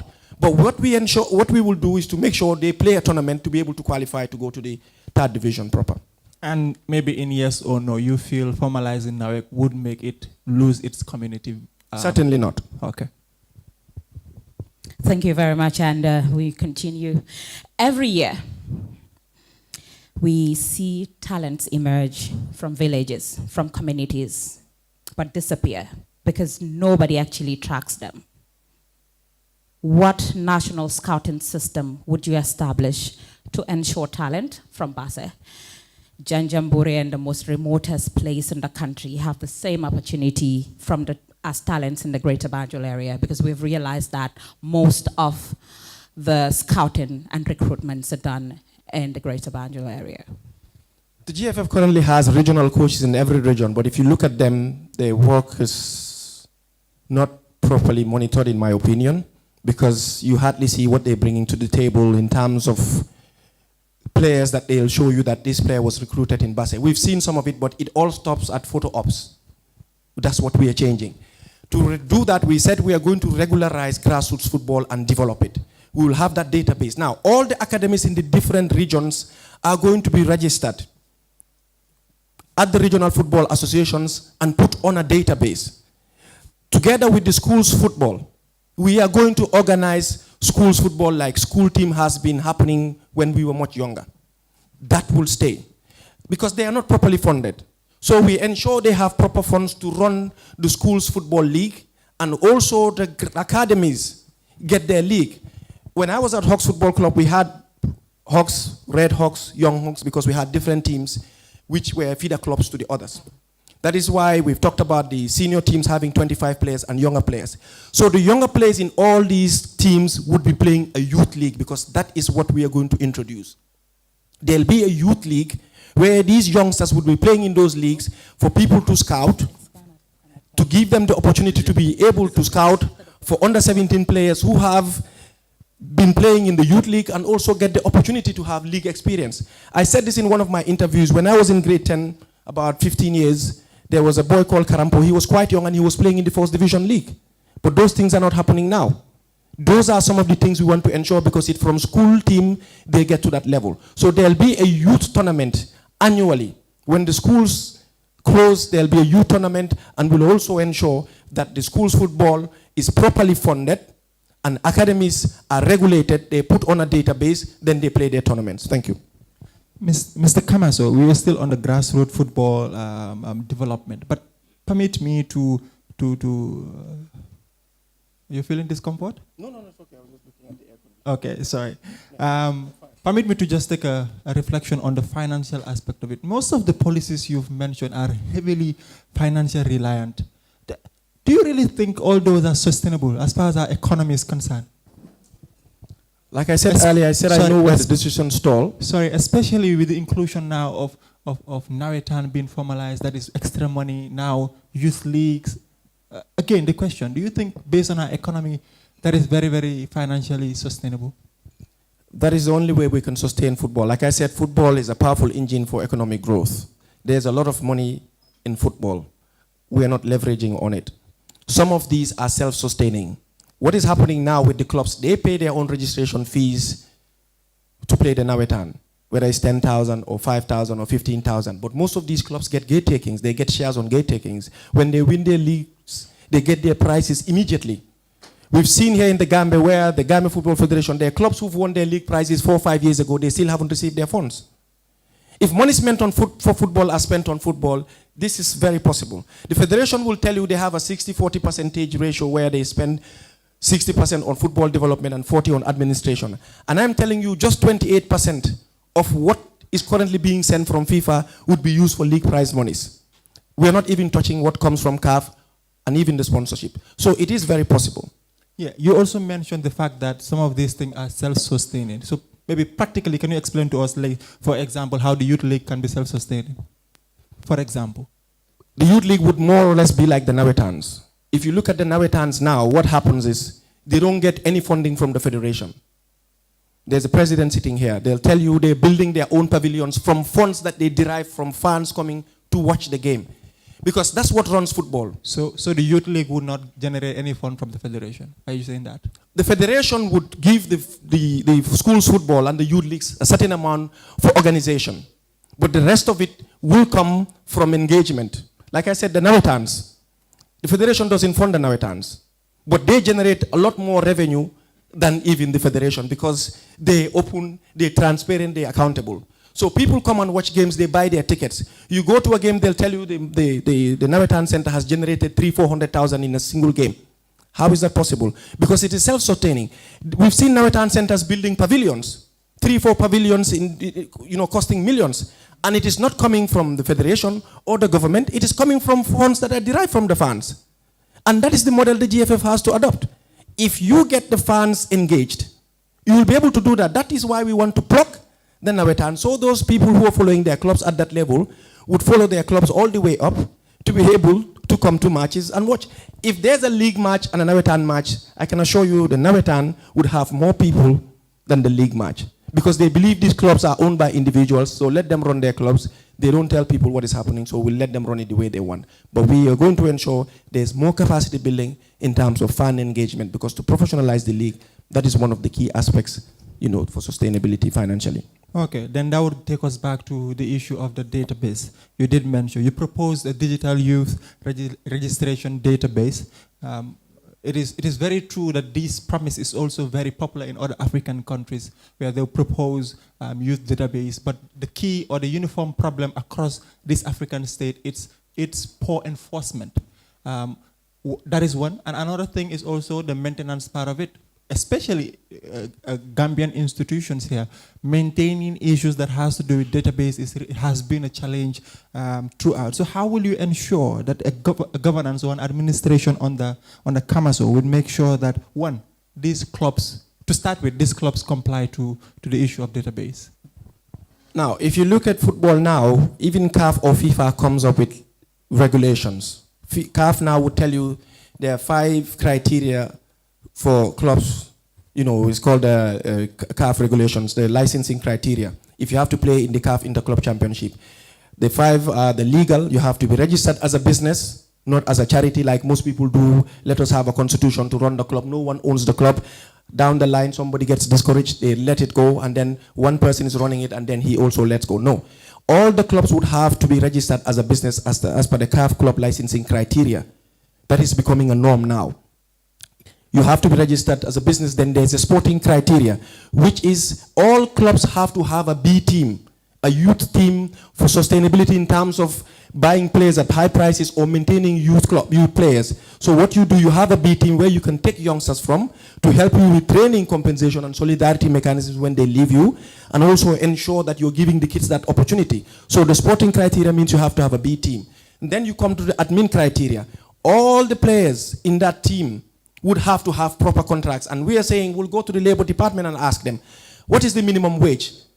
If 2,000, 3,000, whatever, we'll tell clubs who want to be professional, this is what you have to get to be able to ensure that you're a professional league. So you sign contracts with the players and the admin. You have the finance criteria where you have to have audited accounts, where your accounts are going to be audited and presented, because we know as businesses, at the end of the year, you file your tax returns. You tell them how much profit you've made, and then they'll tax you based on that. Infrastructural criteria, all the clubs would have to have their own infrastructure. Whether it's an office where you have your fixed abode, that is one. Then you also have to work on getting a pitch, which is your own pitch. If you don't, you can go to places like Serekunda West or East and say, we want to have a contract with you where we can use your own pitch. So if you meet these criteria, you become a club, ready to be able to play in CAF Interclub Championship. And now CAF has even increased it, the criteria. They're asking all the clubs to have a female team. You need a female team to be able to meet these criteria to be able to become a professional club. Thank you. So I want to grant you more time to explain the last one. So yes, the final part, which is, I think I talked about the admin, I talked about the sporting, I talked about the infrastructure. The infrastructure was the last one I was talking. So you need your own address, because there are clubs who don't have their own address. They just have a club, they just go and play. So you need your own address where maybe your players can camp. And secondly, you have to have a stadium that you would use as your own playing ground. If you don't have yours, then you need to sign a contract with a stadium owner to say, this is my pitch where I need to be playing my matches. So that is what encourages home and away. So your fans know this is your game. Then you can work on the fan engagement, making sure your fans understand this is our home game where we can play. So these are some of the, and as per the platform, we already have 2 established platforms that are ready to launch. They are individuals who just love Gambian football and are ready to do these things for us to use as a database. I've seen it, we've tested it, and it is good to go. So those databases are ready for us to use. That's why we said in our first 100 days we will launch it. And without going into details, how is this platform? Is it something like Excel sheet? What kind of platform? No, it's not an Excel sheet. It's an online platform. Okay, online? Yes. All right. Because if you go to, FIFA now has what they call the TMS. That's the transfer matching system. Mm-hmm. If you need a player today, as vice president of AJ Soccer, if I want to engage Messi, I can just go online and say I'm engaging Messi to buy him on the TMS. It depends if I have the money or not. The TMS works in such a way, every club has a username and password. So you log in, if you want to buy a player, you engage, then the other club will do the counter instructions, the 2 federations will see it, and they'll issue an international transfer certificate. So these things are being done online. So we're doing something of that sort where you can log in. If you want to know anything about Mr. Lagami, you tap in, you see all the details, and you're able to access them. One thing is very true, that is the regulations are really pretty on paper. So now, how are you going to implement them in the Gambia? Is it going to be a strict slash, or you're going to be implemented incrementally? The reason I'm asking is, what if you have a very good football team in the country, but cannot immediately uphold to these 5 regulations that you've mentioned? What would be the reaction of the federation? Is it going to be, I don't want to suggest answers to you, what would be the reaction for the government? Those regulations are not set by us. I understand. They're set by CAF. Like they say in Wolof, buga dem tahud nga dem, muna dem mo tah nga dem. So this would also help us regulate. You don't just get up and say, I want to start a club, and then you start running at people and say, can I get jerseys from you? Can I get balls? That's not sustainable. We want to get investors to get involved. So we want to establish a platform. That is why CAF is even coming up with these regulations. They give you 100,000 now when you win the league and you want to go into the CAF Interclub Championships. Before you scavenge for your own funds to go and play in the CAF Interclub Championship, when you pass the preliminary stage, you go to the league proper. That's when CAF starts giving you money. But what they're saying now, as soon as you win the league and you want to go participate, CAF gives you 100,000, which is $7 million. But we are giving you 2 million as soon as you win the league. So you start preparing yourself before that money comes. So these regulations are not set by us. They're set by CAF, and we want to ensure that it transcends down to all the clubs to understand that you don't just get up and set up a club, but there are regulations that you have to meet to be able to run the club. There are things that you have to put in place to sustain yourself so you can run. Then you don't struggle yourself and bother people. Thank you. Thank you, Mr. Kamaso. It is very difficult to be on your feet for this quite while. So we are going for a health break, then we will resume. But before the second part of the debate, I want to thank you for the deliberations. Thank you. Yes, thank you very much, Mr. Kamaso. Thank you very much, our moderators. We are now going to take a short coffee break, 10 minutes. Please, 10 minutes is 10 minutes. And we will allow first the high table to go and have their coffee, and then the front row, and then it follows in that order. Please, 10 minutes.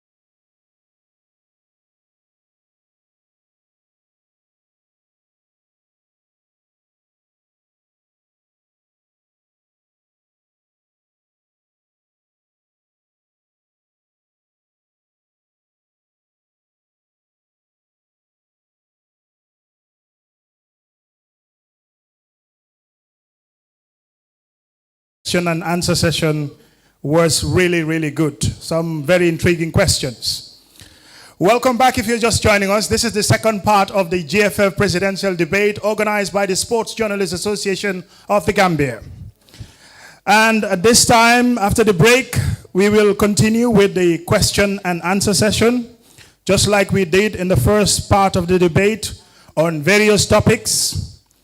I will hand over the microphone to The professional league is different from the federation. You go to Senegal, you have the NPFL, and you have the FSF. That's NPFL is in Nigeria, and you have NFF. And in Senegal, the professional league body is different from the FSF. It's the same in Uganda or other countries.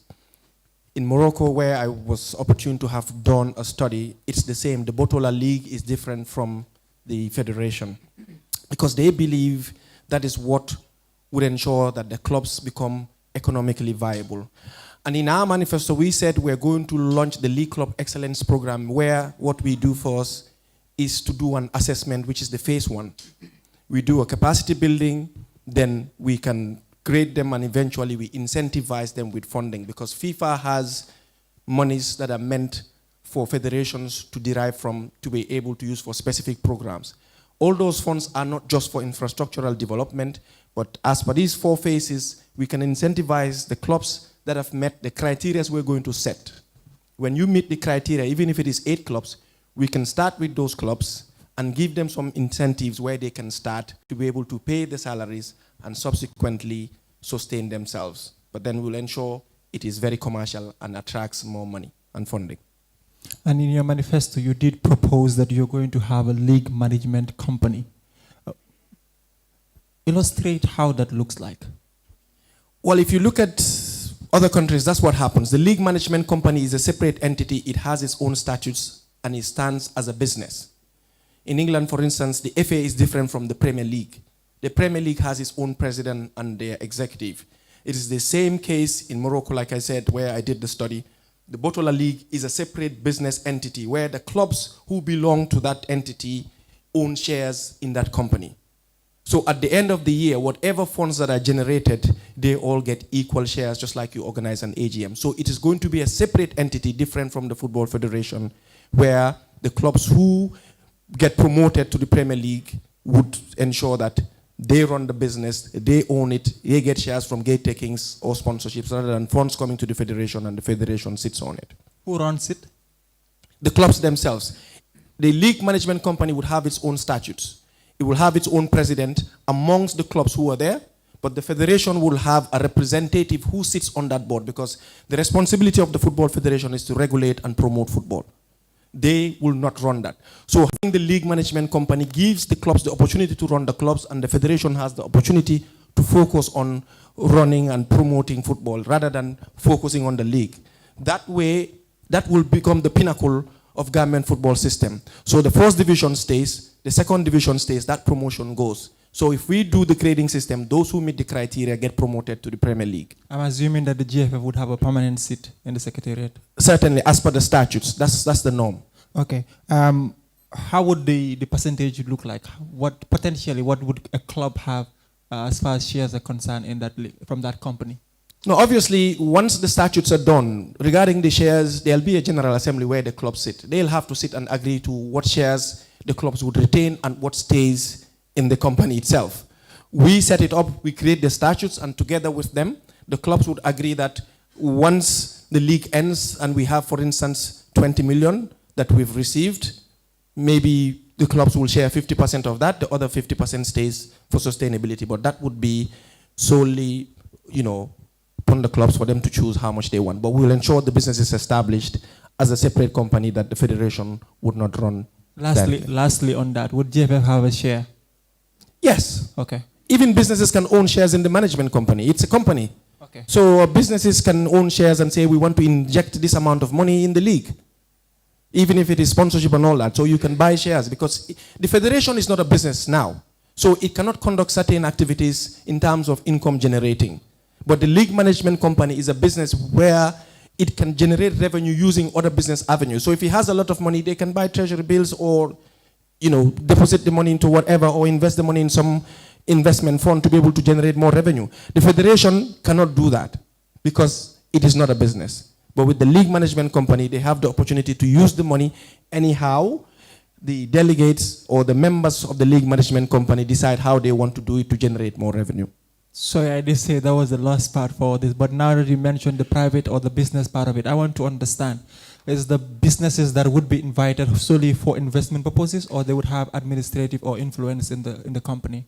No, for business purposes. But as per the statutes would determine how the management company is run. Okay. You'll have the president, the vice, how they get elected into office, and those who are members. So buying shares in there doesn't mean you're going to, like for instance, if you buy shares in EcoBank, doesn't mean you have administrative powers.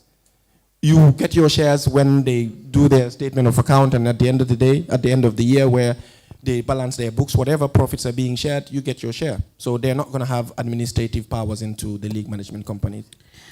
Thank you. And Gambian football economy relies heavily on exporting talent abroad. And should Gambian football continue to function primarily on exporting talent, or the objective be building a league that retains elite players? What are we looking at? Retaining elite players or continue to export? If you want to use any yardstick to measure success in football, you look at the local ecosystem. I am very much involved in assisting clubs to export players outside. I can tell you for free, if you look at the number of players this country exports in a year, that cannot sustain clubs. To have a successful ecosystem, we need to have a very successful league, an economically viable league that is from the top to all the others. Because I've said this before, you have businessmen who want to invest their monies into football, but they have not seen an economically viable football ecosystem. Once you make the system economically viable and transparent, you'd have investors who want to buy clubs and inject a lot of money. Go to Senegal, you have the likes of Jambar, Generation Foot. These are individuals who've invested heavily on that. Today, those businesses are generating a lot of revenue from solidarity mechanisms or transfers. So it is possible. That is what we want to ensure, that this ecosystem locally is in a financially viable state. Okay, so you talk about financially viable stage, and I'm going to take you back before we talk about the strategy and the vision you have for professionalization. Before the break, when we talked about football economy, you talked about having clubs owning football pitches or having partnerships and agreements with football fields or parks to ensure they are able to train. And we have the football hotel. And talk about finances and economy, and we focus mainly on the numbers. We have realized that the Gambia Football Federation, the football hotel or the football house, the one in Yundum, is being leased to a bank. And there are a couple of loans that we know of that the GFF currently has debts with banks and institutions. And it falls under professionalization and economy as well.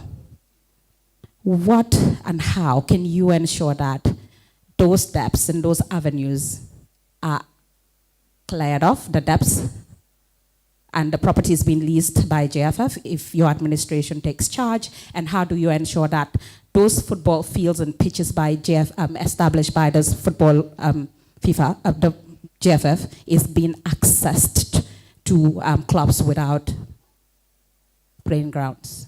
First of all, it's rather unfortunate that those two important infrastructures have been leased to the bank without the consent of the general stakeholders. But the other thing that you have to look at is they've been undervalued, because if you look at the statement of accounts of the Gambia Football Federation as at 2024 December, they claim to have liabilities of over 136 million. That's what the federation owes. So we believe by the time they look at the funds or the accounts at the end of 2025, it might even exceed that. And the president had indicated this is World Cup year. Hopefully FIFA will give us more money for them to pay it. And this is a question that I asked during the AGM. The budget was presented. We have not seen anything that shows any indication as to how much money they're going to set aside to put towards that debt.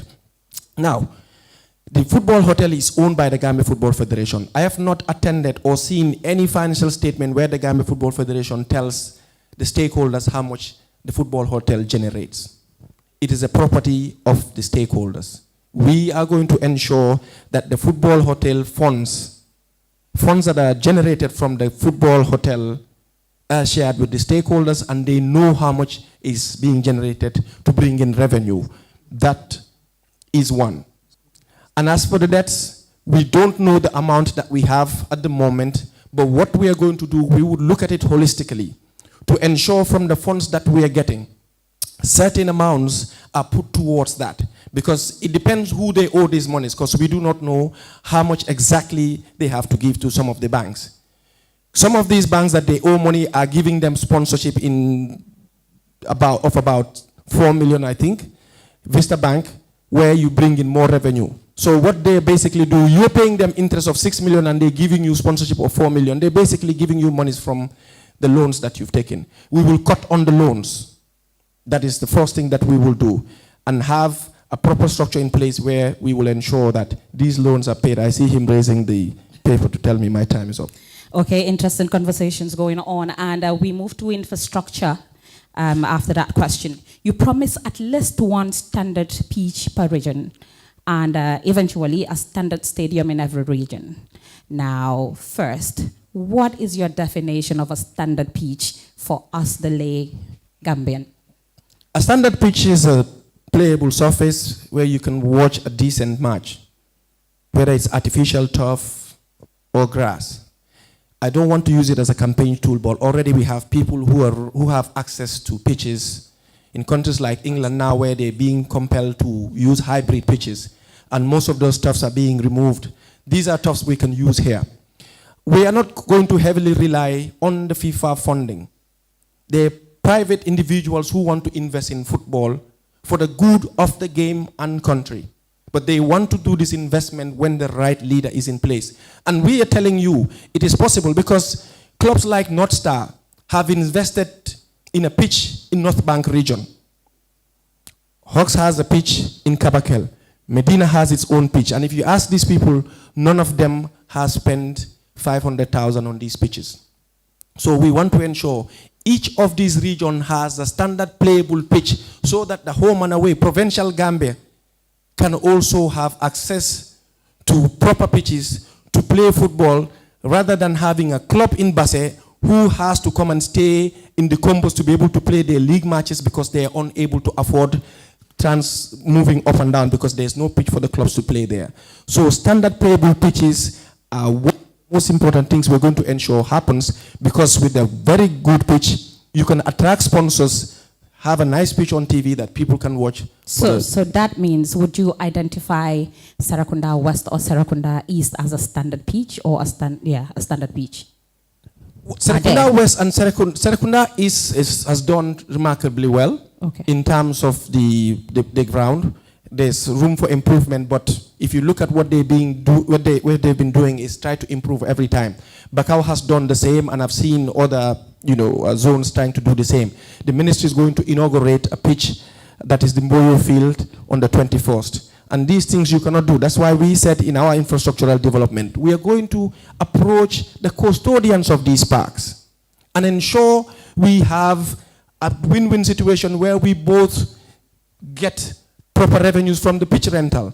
Because most of the projects, if you look at the GFF, the failed projects is, they go to these pitches, they want to invest the money without even consulting the owners of the park. You go to Serekunda East, for instance, now, the lights they're using, they're not using the GFF lights. They're using their own lights. And these are lights that the Federation had already spent over $5 million because proper consultations were not done.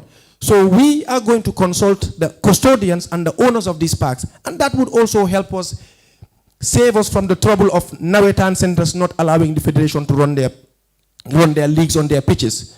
Because the Nawetan centers don't finish on time, because the pitches are theirs, they invest their millions to make that happen, and the Federation wants to come and use it. So we'll ensure, together with the custodians of the park, we have a proper arrangement where it's a win-win situation for both parties. Now, can we get a timeline for the pitches, as per what you said, ensuring that there is going to be at least a pitch per region? So can we have a timeline as to when this can be done? And obviously the source of funding you have mentioned, but an estimated cost attached to it. I cannot give you an estimated cost right now because prices vary. Even tomorrow, the price of a pitch would change. But what I can assure you that we would ensure every region that doesn't have a standard playing pitch, because right now, NBR, the pitch they're using at the moment is owned by Northstar, but URR doesn't have a standard playing pitch. CRR doesn't have a standard playing pitch. LRR has one, but then they do not have the pavilions where the spectators can come and watch a game, so sponsors wouldn't come. Listen, sponsors don't want to help the federation, they want the numbers. So we have to make these areas accommodating for people to go there, that way the sponsors can come. So what is the timeline to get that done? Within the first 4 years, we will ensure that every region has a standard playing pitch. That is the promise, because as per the FIFA funding, they're giving $1,250,000 every year, and then another separate $3 million for the 4 years. Hopefully, after the World Cup year, that might increase. But the federation has huge debts now. I will not stand here and tell you we will have a standard playing pitch and a training complex within the 4 years, bearing in mind the federation has a lot of debt to settle. If we are able to do that, to settle the debts whilst doing this, we will come with the complex. But what I can assure you, in the first 4 years, we'll ensure the regions that don't have a standard playing pitch have a standard playing pitch. Still on the question of infrastructure, Gambia is known for having structures and facilities top-notch. Sustenance and maintenance becomes the major issue. Are you looking at that angle? Who pays for the upkeep after your executive or after you have ensured that these facilities exist? Referencing the Independence Stadium. Now, if you look at most of these stadiums, people don't use them for free. When I organize trials, I pay for the pitches. The president is here, he knows. These pitches generate revenue. From these revenues, if you put a certain portion for maintenance, obviously you'd be able to maintain the pitch. I've referenced Rekunda East, I've referenced Bakau. These are pitches, zones that are using monies derived from the rentals and gate takings to do these things. If those people are getting it right there because monies meant for football are being spent on football, why shouldn't the Gambia Football Federation be able to? Notwithstanding, we've said in our manifesto there'll be a monitoring and evaluation unit at the Gambia Football Federation when we come into office in the first 100 days. Because you have to have an inspectorate division that would ensure whether it is project or programs and policies are being adhered to. So that is something that we will not negotiate. Those who work with me will tell you, I do not take those things as an excuse. So we'll ensure there's a monitoring and evaluation unit that gets these things done and they ensure they're done properly. Thanks. All right, thank you. And finally, what is your reaction on the current status of the Independence Stadium? What I do know is government has invested a lot of resources to get the stadium back to being playable. And you cannot just say government hasn't done much because, yes, the Independence Stadium is under the responsibility of the government, but then they don't deal with CAF or FIFA to know what the criteria are for a stadium to be fit enough to be used for FIFA or CAF matches. FIFA or CAF communicates to the federation. If government can spend over 300 million during the AFCON 2021, charter flights for us to qualify, take fans there, pay huge bonuses, obviously they would be ready to spend money on building a proper stadium. The second vice president of the Gambia Football Federation is the general manager of the stadium. So there's no excuse. The federation cannot be telling people we've not been in the picture of whatever is happening there. The general manager of the stadium is the second vice president. He's already there. So you don't need, he's a staff of the ministry. So people blaming the ministry, they are at liberty to say whatever they want to say. But it's our opinion that CAF or FIFA was not communicating to the ministry because ministry don't know what CAF or FIFA wants. Amazing. So most African countries, when they're invested in infrastructure, don't do that independently. They invest in infrastructure, coaching, education, academy systems that you've mentioned, and also governance reform.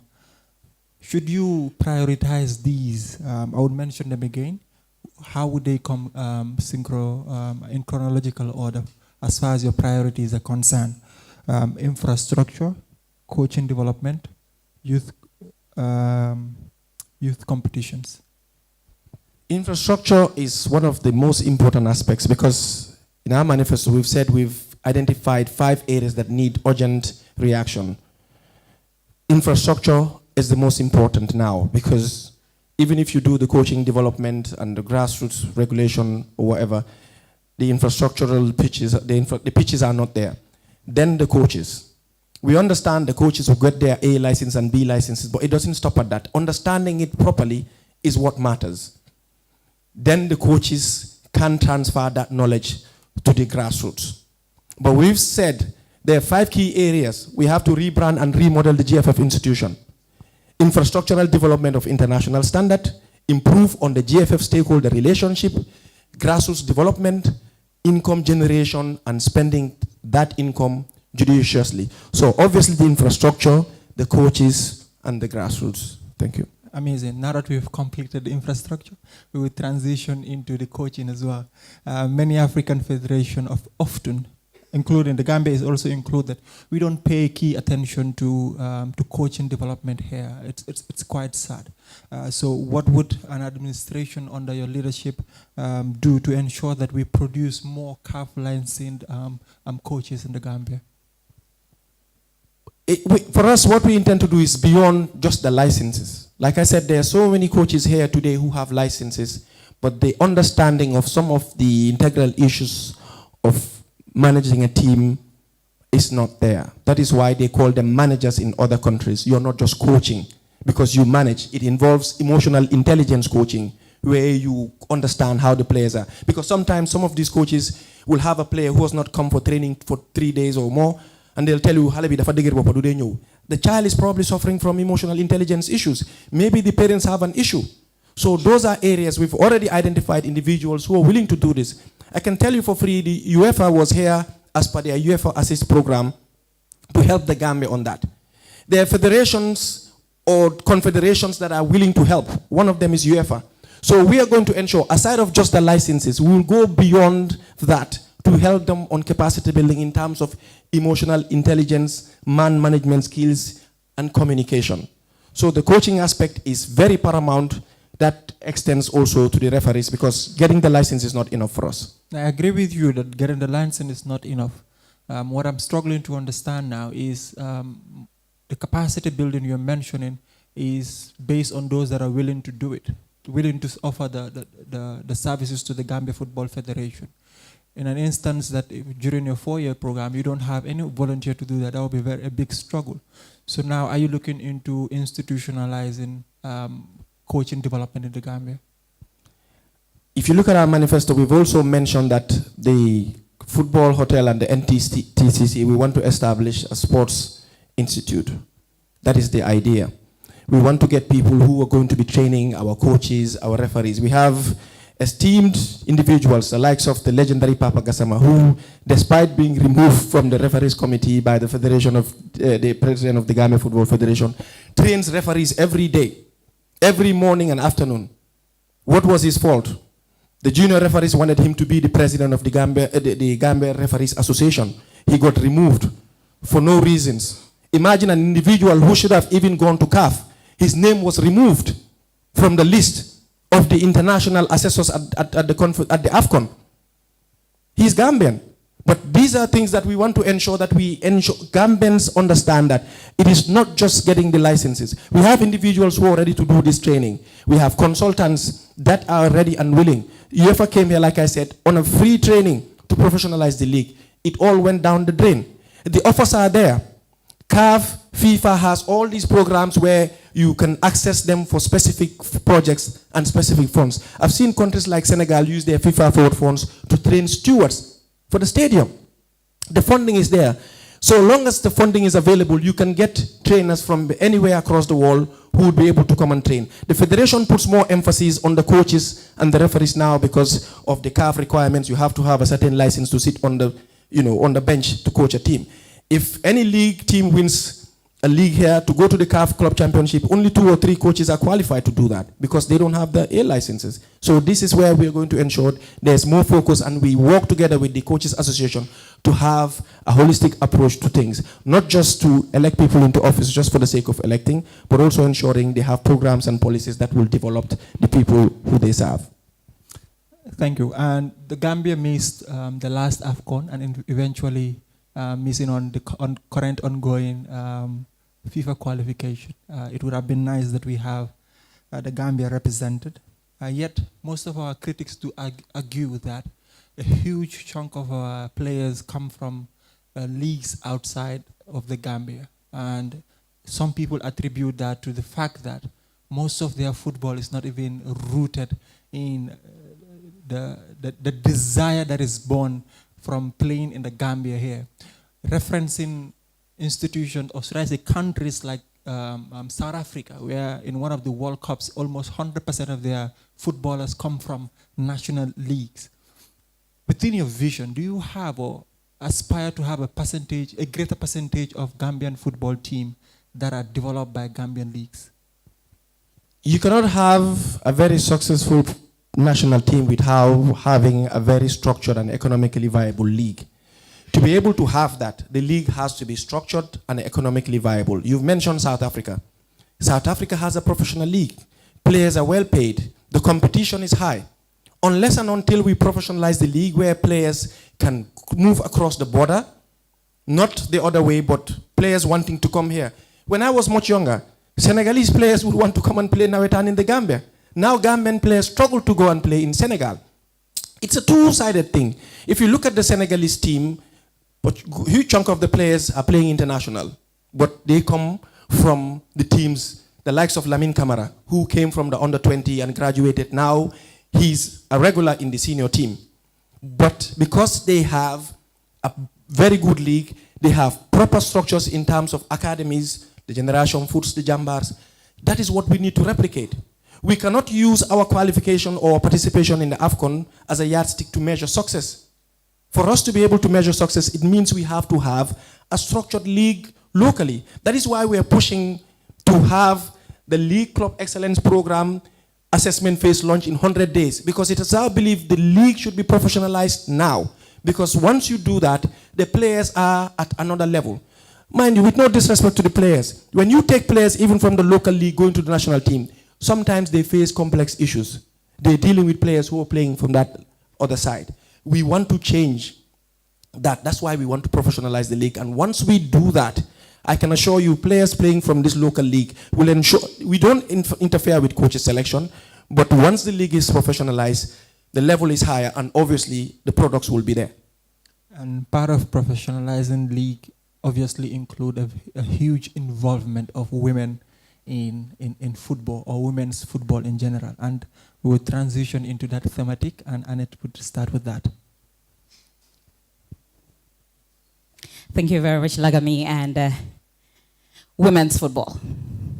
Now, this is where the conversation gets started. Thank you, Gambia SJAG, for the opportunity. So, we start with policy first. In your manifesto, the constitutional reform looks into inclusion, better pay, assessments, and the list goes on, 3.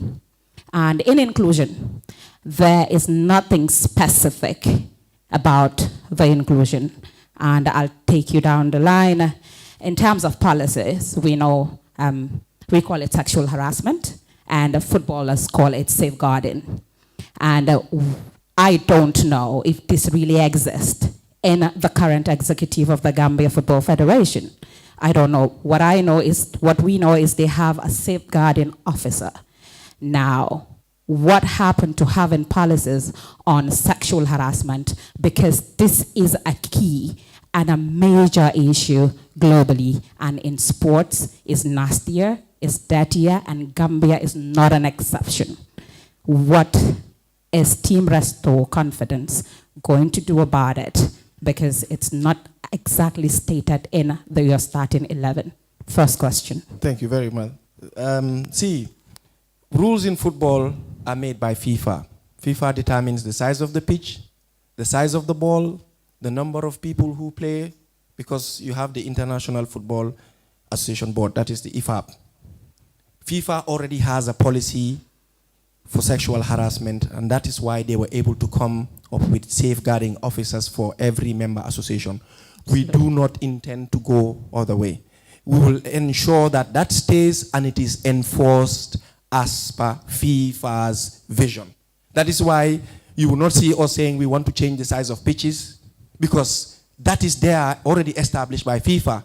So what FIFA has established in terms of policies for regulation of sexual harassment and others, that's what we maintain, because it is apt enough. So we do not intend to change any of that. We'll just ensure we stick to it, we enforce it, and there will be no room for any of that in our football. Okay, so you are making sure that you enforce and implement the FIFA standard. Certainly. Correct. We've seen a situation where a particular individual from the Gambia Football Federation was accused, he was allegedly accused. Nothing came out of the report. People didn't hear the report, even though that part of it was made public. And we know it was members of the federation that made it public. If you were able to make that public, why didn't you publish the outcome of the report? Those are things that we will ensure that they are not hidden.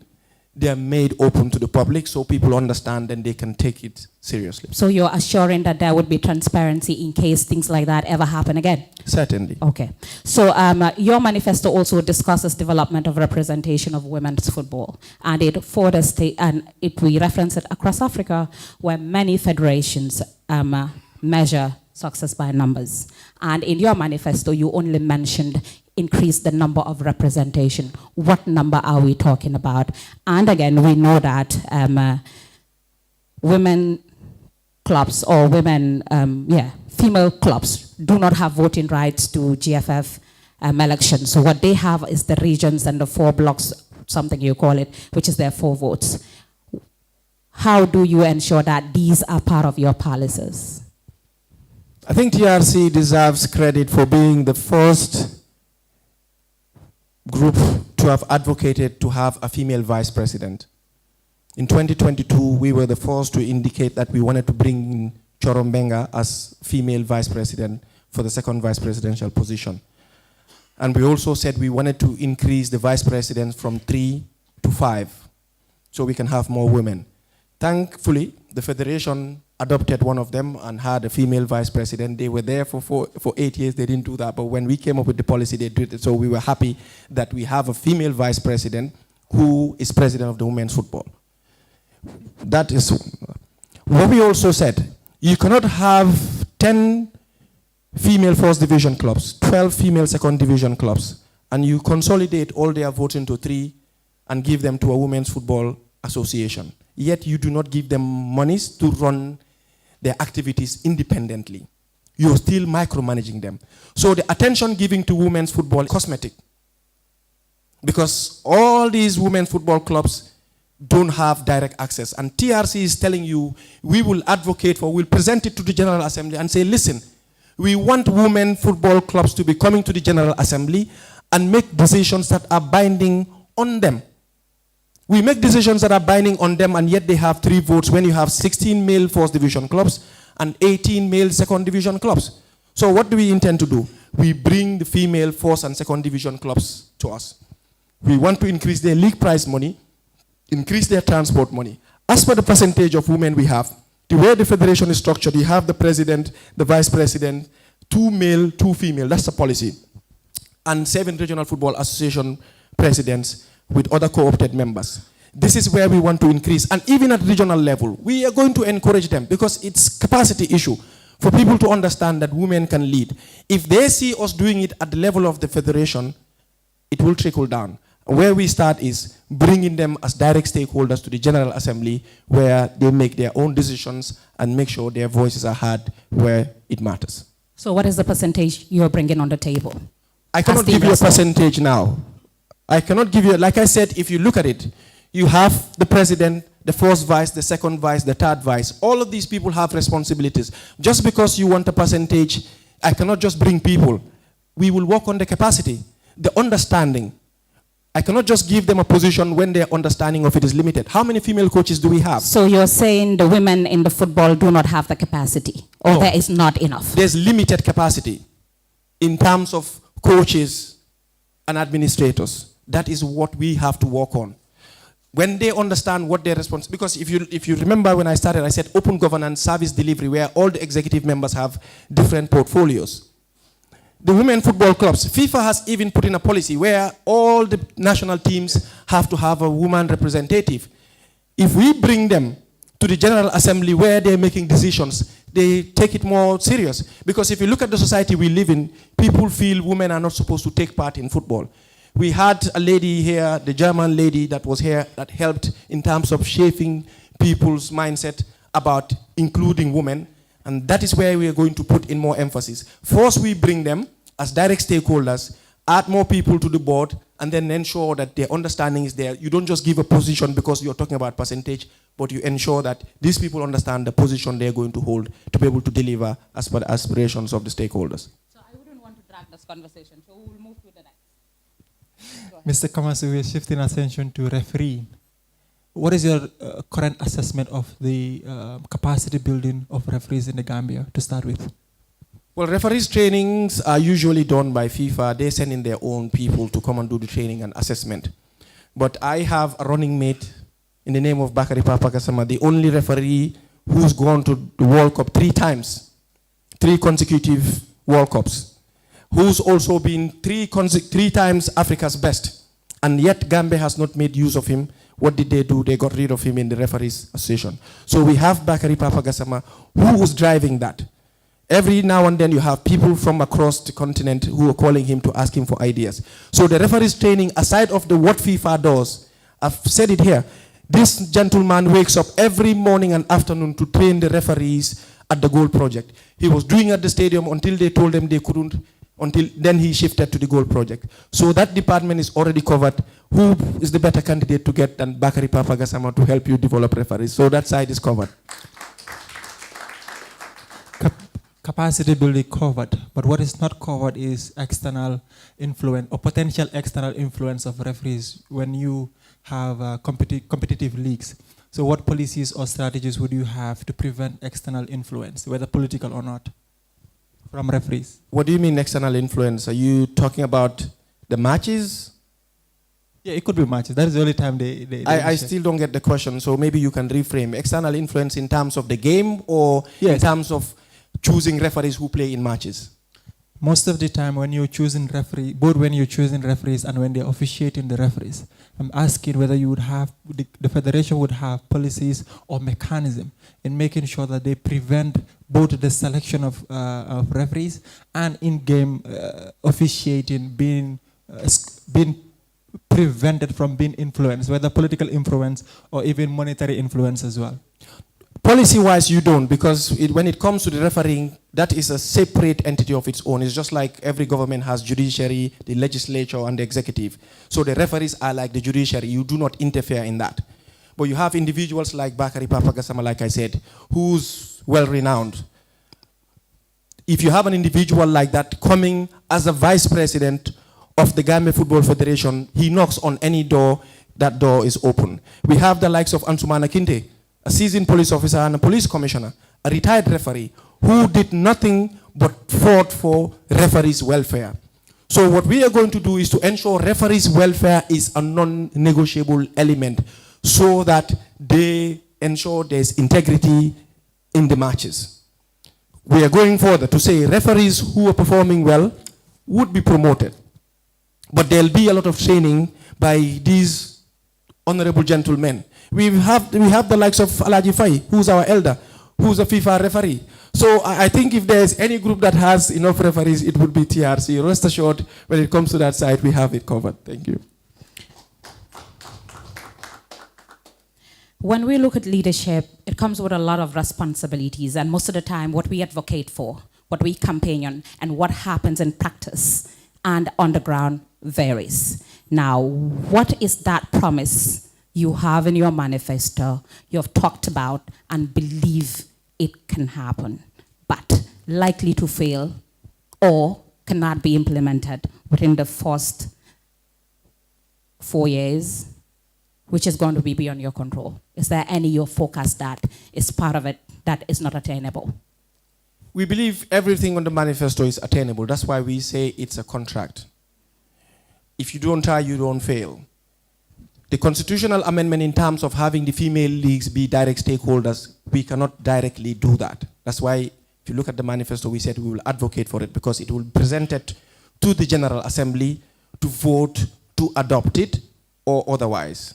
But that is something we strongly believe should happen, and it is something we are going to present. But aside of that, everything there, from accountable governance, grassroots football regularization and development, infrastructural development, women's football development, income generation, capacity building, proficient secretariat, corporate social responsibility, medical welfare, all of these things are doable. Everything on that manifesto is doable, except for that part that we have to send to the General Assembly to allow for the female clubs to be direct stakeholders, because the executive doesn't have the powers to do that. And we will ensure we do a lot of sensitization and a lot of advocacy to see to it that this passes and the women football clubs are direct stakeholders. So that is the only if. That's the only one you... It's beyond an if. It's beyond an if. Yes. So in short, it means that all the 11 or the 10, you are actually giving us an assurance that it will happen. 11 points. Yeah, you're giving us an assurance that it will happen, yes or no? I said the contract. Yes or no? Are you giving us an assurance? But we are not in a yes or no session. It's not like we're in a court of law. But I asked a question. Are you giving us an assurance that it will happen, yes or no? That's why I said the contract, the document there is a contract between us and the stakeholders. They have that document to hold us accountable for it, and that is what we presented. We will deliver what we promised. So it's a yes? We will deliver as promised. Okay. We will hold you accountable for that. Thank you very much. You've mentioned a lot of things in your manifesto. I mean, by number it is 11, but if you look at the sub-objectives and sub-achievements, it's several, way beyond 11. So you've promised that, you've promised infrastructural projects, league professionalization, women's football, governance. It's a lot. I mean, we are not questioning your competence, or we are not questioning your capabilities, but if 4 years from now, there is a maximum of 3 things that stakeholders should remember the Kamaso leadership for, what would that be? Or what would those be? First of all, if you look at the starting 11, there are other points, but nothing there is new apart from the corporate social responsibility, the medical scheme, and the League Club Excellence Program. The rest of it are things that are already there that need to be worked on to do better. So we've said we can be held accountable for these. Once you start with one, it moves on to the other. 4 years from now, I am of the fervent belief we might even exceed this. Because the stakeholders want more. They want better, but they've not been included in how football is governed. Once they included, it is my fervent belief football will go beyond. And listen, we have to have government looking through the same lens as us if we want to run football in the Gambia properly. Government cannot be saying this and you are saying that, because there's Gambia first before the Football Federation. If there was no Gambia, FIFA wouldn't be sending their monies to any group. So we have to align our vision with that of the government. And that is why all these policies we are talking about, we said we will align our policies to the development plans of the government of the day to ensure they also take their part, because government is playing a huge role in terms of taking sport to the next level. That is why they're investing in the stadium, the opening of the Mboyo fields, spending 300 million for the team to go to AFCON, giving the Gambia Football Federation 8 million, 10 million, 20 million. And we are not from a country that is very financially buoyant. But it's because the sacrifices they intend to make to see to it that football develops and there's youth employment. We will ensure we work alongside government to ensure we transcend beyond these 11 points, and it is doable. Yeah, Mr. Kamaso, again, I would repeat, by just stating what 3 things 4 years from now should, or potentially we will remember the Kamaso leadership for. The League Club Excellence Program, that is the professional league, the medical scheme, accountable governance, and transparency. Because the accountable governance and transparency because we will be as our leadership would be more transparent than any federation has ever been in this country. So should you not achieve these three things, can Gambians assume that you failed as a president? We will achieve those. Should you not? We will achieve them. We believe in that. Should you not? You do not go into a fight thinking, should I lose? You go with the sole intention of winning. No. Because plan B would distract us from plan A. Our plan A is these three, there will be a medical insurance fund. Yeah, Mr. Kamaso, the League Club Excellence Program will be launched in the first 100 years. And we are going to be accountable once we start. No, I agree with you and with your plans that you have for the Gambians. Now we are discussing way beyond your plans now. We are now talking about what powers the stakeholders have. We are not saying you are going to achieve this or not. We are saying should it not, or should those things not happen? Do the stakeholders have the right to assume that your presidency failed? Should we not professionalize the league? Yes. We don't have a medical fund. Yes. Yes, certainly. That was the question. That is a promise.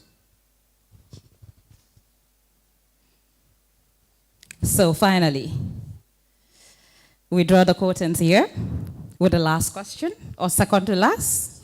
Okay. Okay.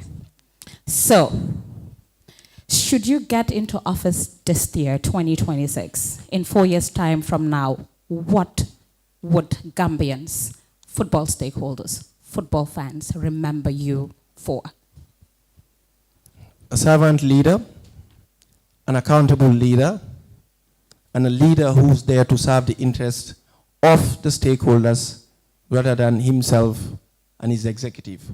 But also a leader who delivers as promised, as per the document that is presented. I mean, being here alone shows that we are accountable to the people. When we got the letter, we said we will be present because we believe the stakeholders are not just limited to those who vote.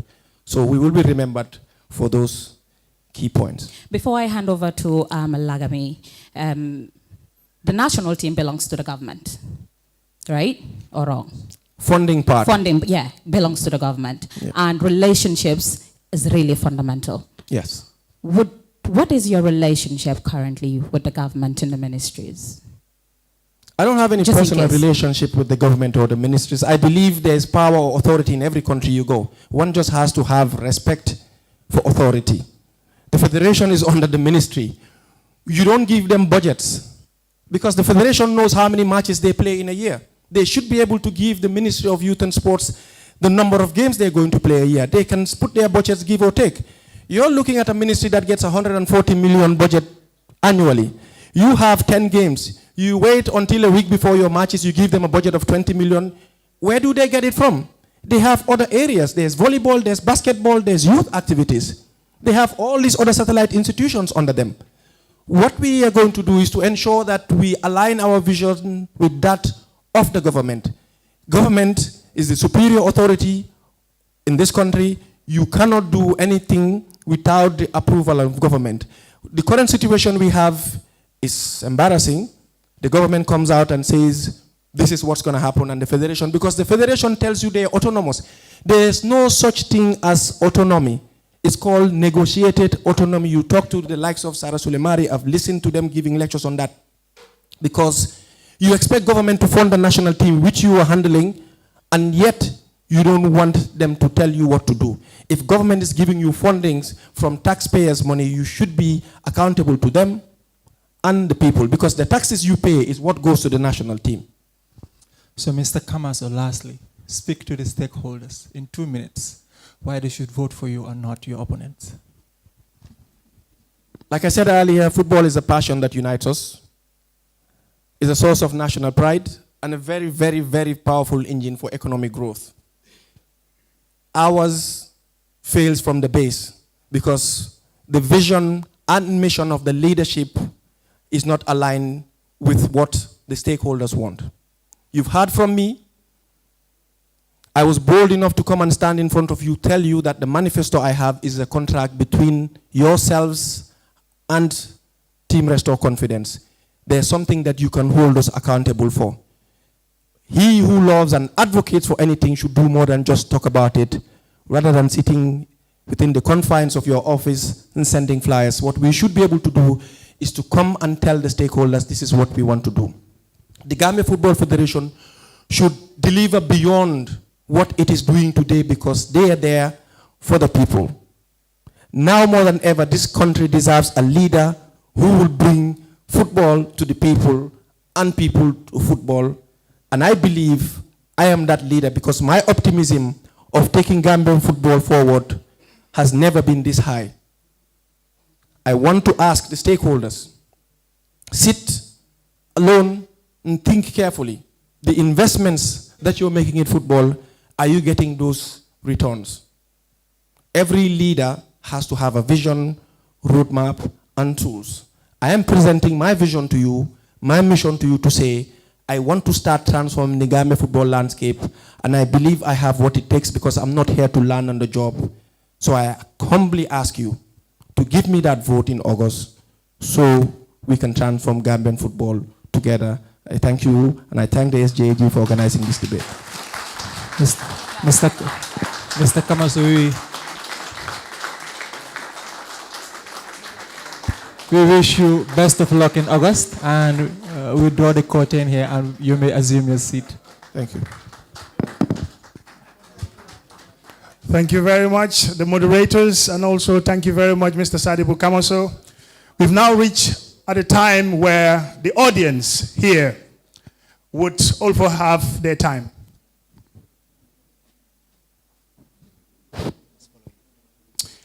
Okay, this is somebody following us online on social media, Facebook to be precise. So the question is, do you have any plans to engage and tap into connections from players or Gambians with football access in the diaspora under your leadership? That's from Bakari Ba in the diaspora. Thank you, Bakari. Certainly we would, because I've already mentioned that I don't want to use this as a campaign tool, but already somebody has reached out to tell me he has access to pitches that we can use for this country. So that is something that we really want to do. Anybody who knows me knows I spend a lot of time outside, and most of the time I am networking, trying to bring in ideas. The guy who's doing, the Corastars guy who's doing the collecting data for the league matches, I brought him to Gambia through my connection with him at the Africa Football Business Summit in Nairobi. So I have a lot more people who have shown interest to come to the Gambia to do, whether it's capacity building or invest in football. And we are more than happy to welcome all of these people to see to it that Gambian football develops, because we cannot do it by ourselves, but through collective efforts. Thank you. Now to the members of the audience who are here. You've been here for the last 2 hours or so. It is time for you to have your questions, your comments and contributions of what you had so far from Sadibu Kamaso and also the moderators' questions. You can raise your hand if you want to ask a question, make a comment, or do a contribution. I will recognize you and give you the microphone for you to do so. Yes? First, I've seen, please introduce yourself. Okay. Good evening, everyone. I am Ms. Sajo M.S. Jao. And good evening, Mr. Kamaso. First of all, I think I do agree with both you and Lady Annette when she said that there is so much talent, which she was specifically referring to women. And you said you will only be able to do, or you will only be able to bring people that will be able to do the job. Feeling like women in our society left themselves behind because they believe in the societal norm that they shouldn't be involved in any form of leadership or decision making. As a gender advocate, I think I believe in that, yeah? But then, with regards to the percentage of how women would be involved into national football administration, if you should be voted for, would you consider amendment of constitution during your term of having this percentage for both genders, since so women would feel the need to be prepared because, or knowing that there is 100% hope for them now to be involved, since you cannot tell us the percentage now because you are not sure if they are well groomed. And if yes, how many percent are you calling from each gender? Thank you. Thank you very much, Sajo. That's why I told Annette, I said there's a gender advocate sitting right behind you. Now, a number of times we approach women to join us in a advocacy to develop football. Maybe their husband or their friend or their parents or their uncles tell them, no, don't get involved. So we have that challenge. That is why I'm unable to give you a number. Unless we do a lot of sensitization for people to understand, because I've not seen the Federation done that. We want to ensure we do a lot of sensitization and engagement for people to understand this is something women can do. What a man can do, a woman can do. But if you live in a society where people's perception towards that is slightly different, it becomes a challenge. So if I give you 30% now and I don't deliver 30% because I don't have people to man those responsibilities, I fail. That is why I want to work on the sensitization and make sure that whether it's their husbands, and because when women started playing football, people tell them don't play football. I see the likes of Balde. Balde, where is she? She's left. How many? Oh, she's right there. I follow her on LinkedIn. I see how they talk about women and menstrual periods. You see very few comments. Anytime I see those things, I comment because I believe this is something that can change the landscape when it comes to women. So what we want to do is to increase the sensitization on that part. Get more women football administrators. Once we have that, then a minimum of 30%, you can ask for that. Because even at the level of the regions, what we want is whatever we have as policies at the level of the Football Federation, we want that to trickle down to the regional football associations. If you look at the regional football associations, their constitutions are different. Some have the Nawetan centers, some don't. Some will tell you the referees are with us, some don't. Some will tell you the women's football clubs are with us, some don't.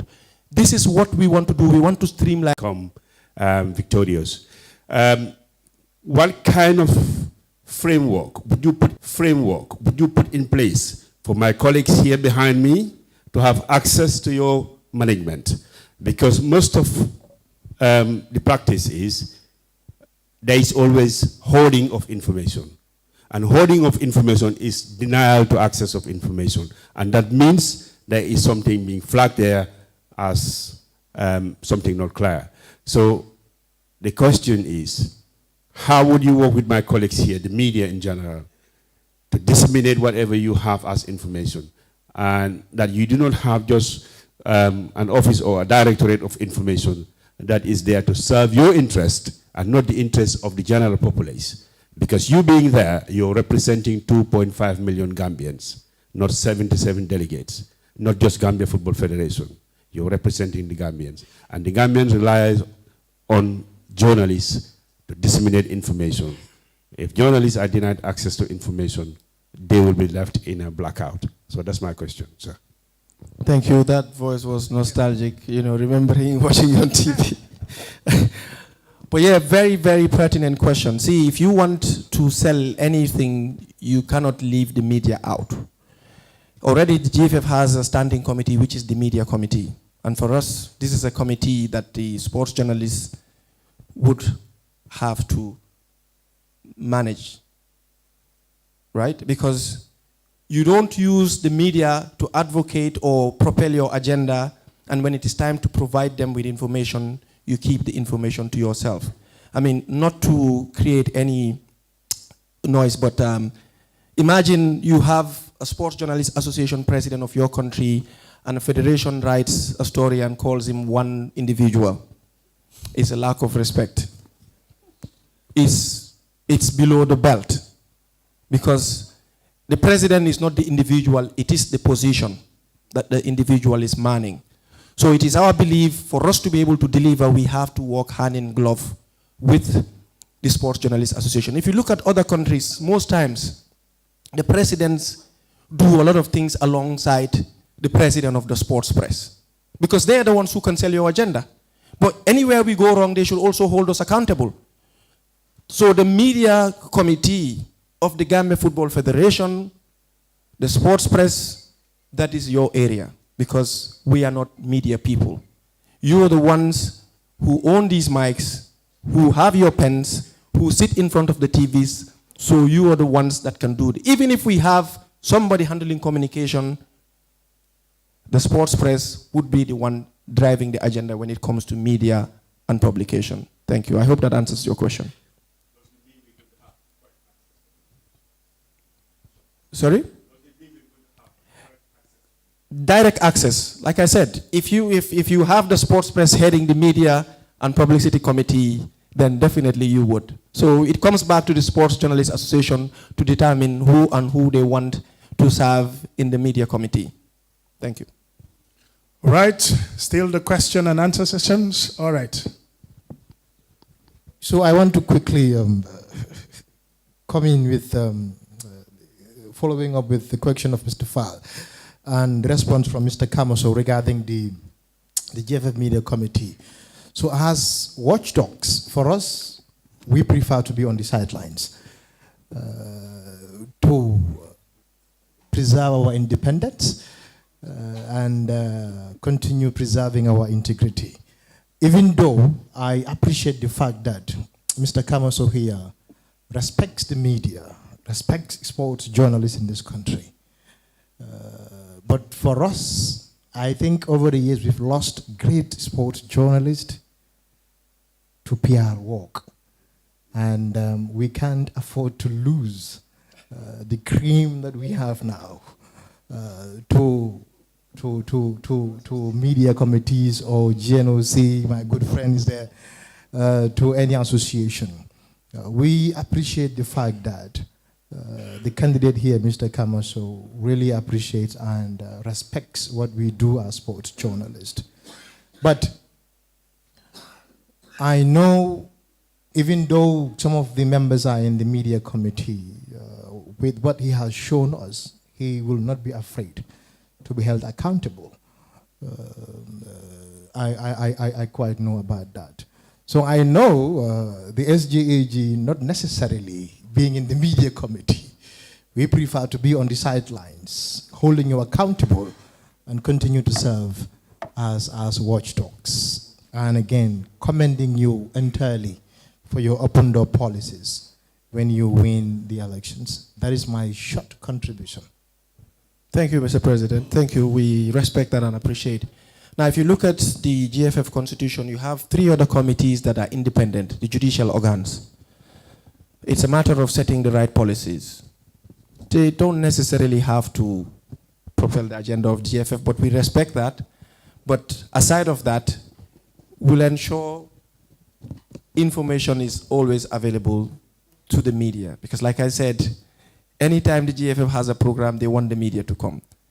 You only want them to propel your agenda, but you don't want to give them information. So we are going to ensure we're available anytime that the media wants us within reasonable time and ensure information is provided in a timely manner. Thank you very much for that.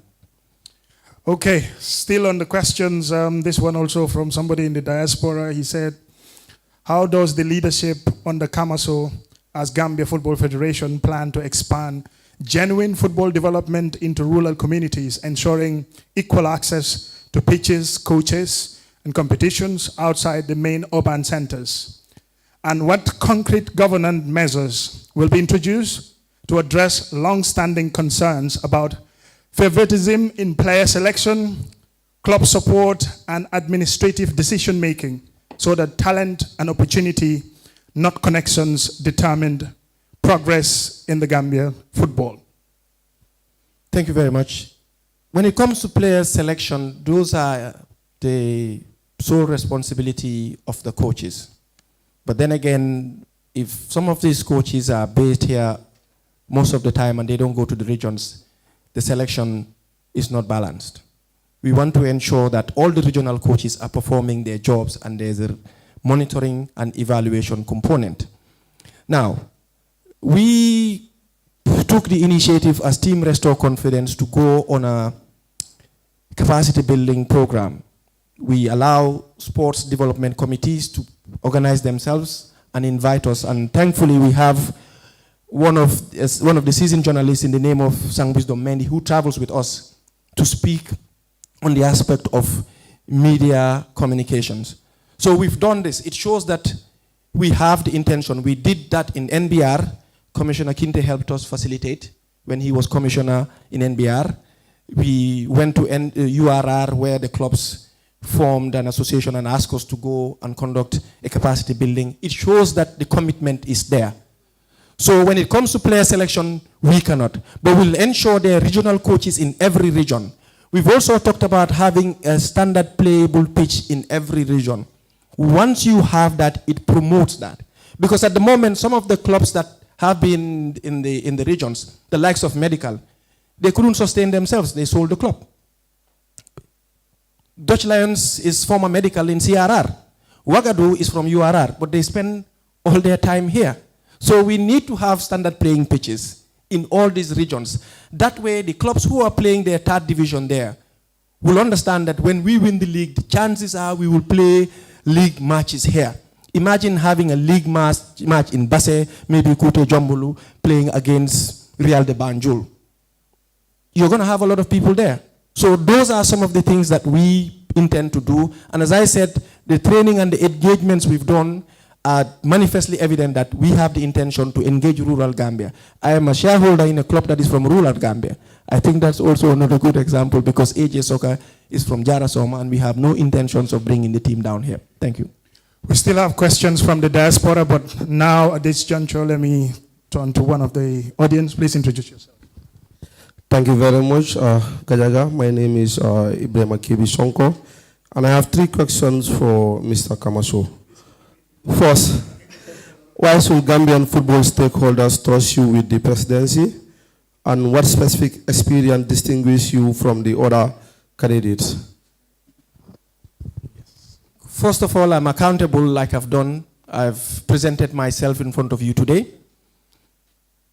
Secondly, I am not here to learn on the job, because I have been General Secretary and Club CEO for over a decade. I've served as a board member of the Gambia Football Federation, not only as a board member, but as a member of the emergency committee, where I was exposed to the inner intricacies. And I am an ardent football administrator who, when I served as General Secretary of a club, I brought in a lot of transformation. And that is why I was able to write my manifesto together with my team to tell the people, this is what I have for you. I'm not learning on the job. I know what it takes. I have the vision, I have the enthusiasm, and my passion is fueled by the fact that Gambian people want better for football, and when they knock on our doors, we answer to give them the answers that they want to hear, to say this is what we want to do. Because I believe amongst the 3, I am the better candidate when it comes to administration. Thank you. Sports journalists, I know this is your show, and also you have members of the public who are interested in football development in the Gambia, but everyone cannot ask a question. I'm sorry about that. We will take 3 questions from here, and then we read the one from the diaspora. Next, gentleman, please introduce yourself and make your question short and precise. Okay, thank you so much, Mr. Komaso. I am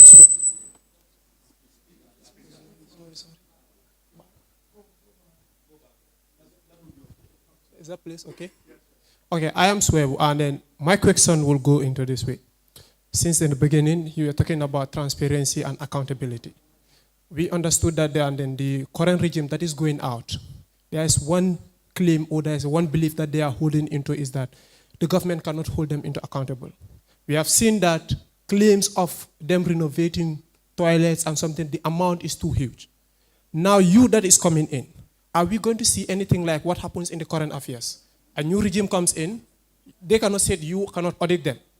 You tell us, are you going to have anything like an auditing board whereby those claims of we have built this for this amount would be fact-checked, and for us to know whether that money is actually true or not? And if it is not, then how are you going to make sure that those missing funds are recovered? And most importantly, this point will be about online media space. I'm talking for my general concern. If you come in, are you going to support us in having the content from the national teams? Because we face this a lot. You will go and copyright your contents. You will watermark them. And also in online space, we suffer for that. If you happens to win, are we going to see the same? What I like about your question or the deliberation, you said, you that is coming in. So thank you for that.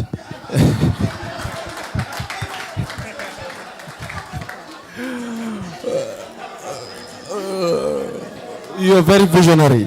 You're very visionary.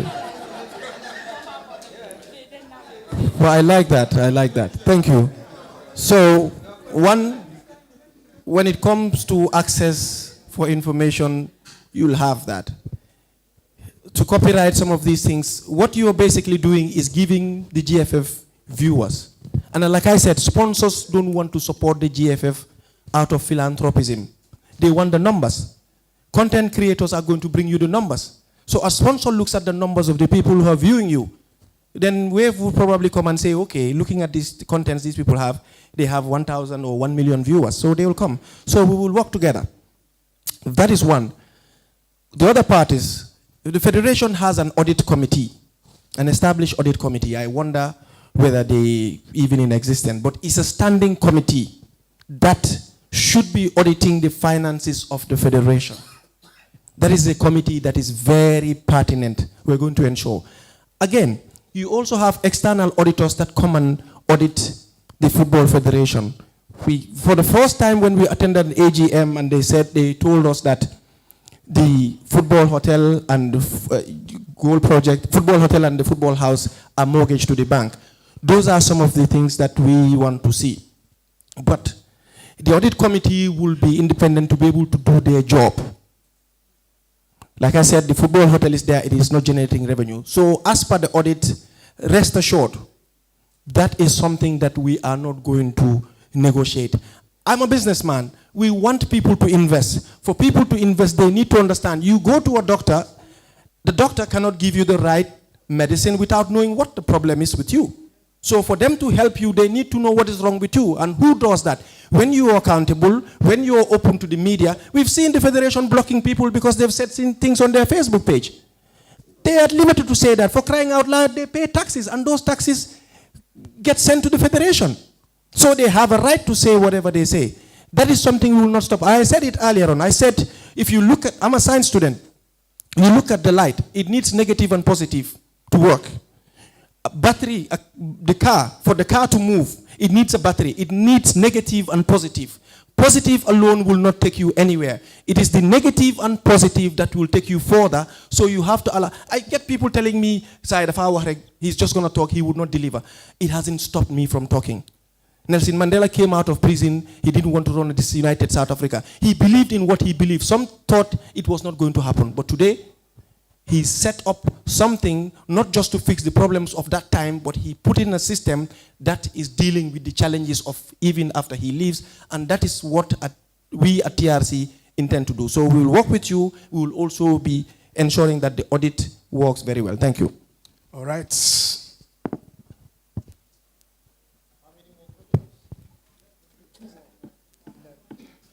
Thank you very much. I am Ibrahim Fadera, the editor of Senegambia Times.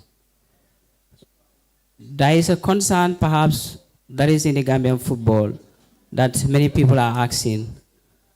Did Gambia have a sport roadmap? And also, how is the data reliable in terms of Gambian football? If elected as the president, are we going to have a reliable data that is going to connect all the regions, that is going to make so each player, each football committee, it's embedded in that data?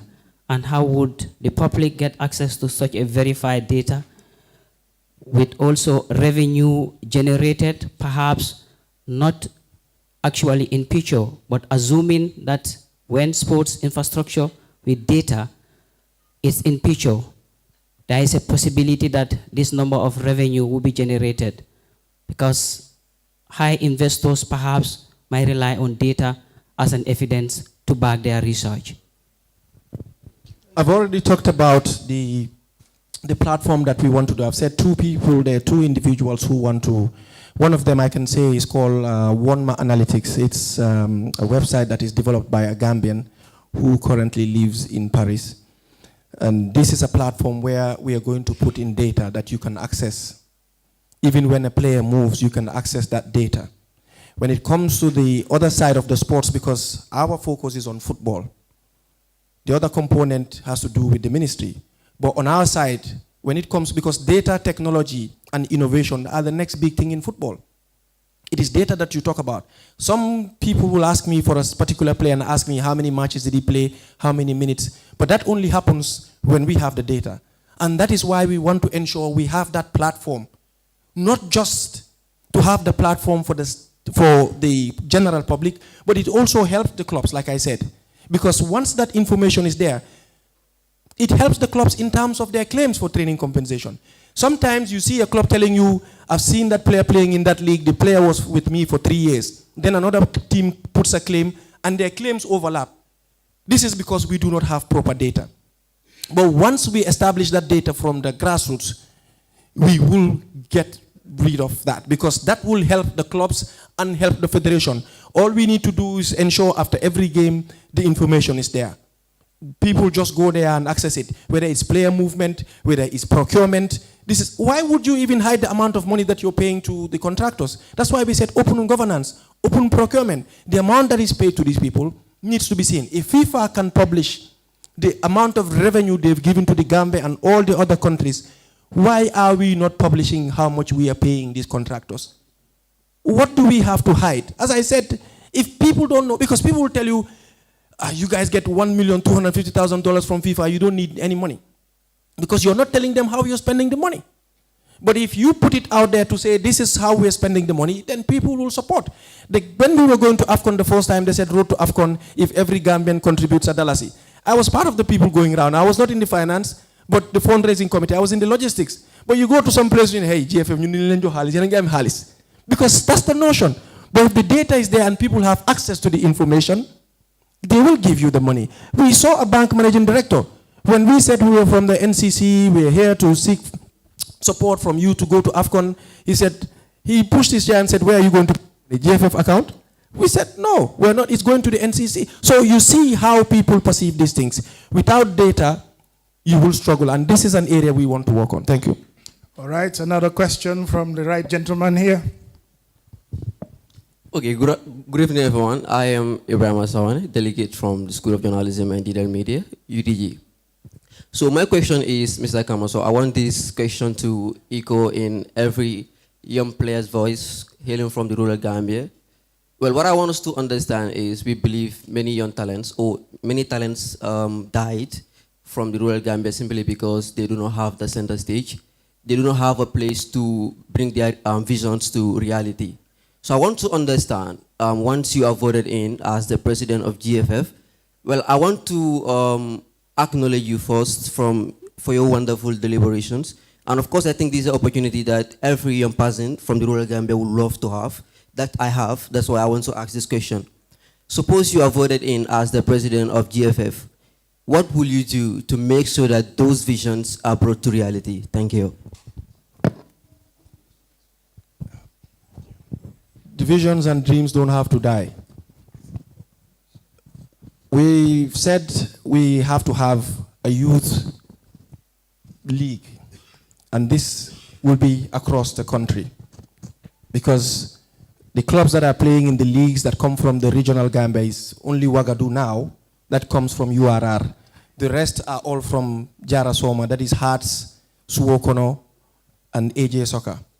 But we want this to go beyond that. As I said, Medical was a team from CRR, but because of sustainability, they sold the club. Aside of the clubs being empowered to play in the league, we will ensure there is a youth league in all these regions. And as I said, the constitutional reforms will ensure the regional football associations regularize all the academies in those places. Once we have that, you have the youth leagues where the regional coaches will be doing the scouting program. So when these leagues are played in the different regions, at the end of their leagues, we are going to have a national league where all these players would be playing, given the platform to showcase their talents to the world and everybody else. So this gives them the opportunity. And when it comes to scouting, if you ask some of the clubs in URR, we've invited clubs in URR to come and attend scouting tournaments here, locally. We gave them the opportunity. These are things I did behind the scenes that no one knows. Paid for them to come and play, and then they played. Unfortunately for one of them, he was being asked his age, and because of lack of sensitization, he gave conflicting information, and the scouts dropped him. What is nicer than having a player come on holidays and they say he's from URR, he's going back to URR, so the community can celebrate him? We had the likes of Jabo, Ibrahim Mane, who've played for the national team. Where are they from? They're from Basse. But all those things have died down. We are going to revitalize them and ensure that regional football is alive again. Because, in fact, the regional football brings in a lot more spectators than even the league. So we'll ensure that works. Thank you. Well, we would have wished everybody to ask a question. I'm afraid, as a moderator, I'll step in here. The night has been long already. Thank you very much. And next is the vote of thanks. Bakari Mane, Big Sam, please. I'm sorry. I'm sorry, I've not looked down on anybody. My colleagues, please, I respect you all. I would have loved to give each and everyone to ask your question. Thank you. Well, thank you very much. I know it's been a very long day, but a very interesting one. And my job is very, very easy because I know everybody want to go home, so I'll make it as quickly as possible. But once again, thank you so much for coming to this wonderful debate for the very first time. I would like to begin to thank the Sports Journalists Association Executive Committee headed by, of course, Omar Jaju with that wonderful vision, and that also trickled down to all the SJAG members. Thank you so much for a brilliant one. Like I said, when we come in the office, I think anytime we do, or every program that we do is number one. That means it has never happened. So this is one of it. So thank you so much, Omar, and all the executive for that matter. Again, I would like to thank the only man in the building, Gainde Park, that is Mr. Kamaso right here and the TRRC. Thank you so much, because this is a challenge. I told people to boycott certain things doesn't speak well. They don't even know they're doing justice and good PR to Kamaso. This stage is very huge. So I think coming up with all what you have, talking to not the SJAG, but I mean the people of the Gambia, the stakeholders, and that's what you have done. Out of the lot, thank you so much for coming. Like the other guy said, if you are in the office, so thank you so much. And again, going back, let me say again, I have to thank the media team, of course, Sumajar Babi, that's my niece, 44, and all the media team, thank you so much. And of course, I've seen Lamin crisscrossing over here. That is the logistic headed by Mr. Jais Fadera. Thank you so much for a job well done. And of course, thanks to our printing partner, Hamdan Kasiran. Thank you so much for being there. And obviously, I've seen some couple of faces, Mr. Gambia, the Bucentis, Pamodu, Galas, and all other people out there. Thank you so very much for honoring the invitation and coming. We love you, and thank you so very much for that. And the biggest thanks, once again, I will always say this on the platform. When we need publicity, when we need people to come, before I go there, let me first and foremost draw back and thank the commission, of course, the wonderful commission team headed by Famara. Famara, thank you very much. Very exceptional. Thank you very much. Give them a round of applause, please. A standing ovation. Please, I ask you to give them a very standing ovation. Thank you very much, Famara Fofana, of course, MS, and of course, our dear moderator, Mr. Lagami. Thank you very much.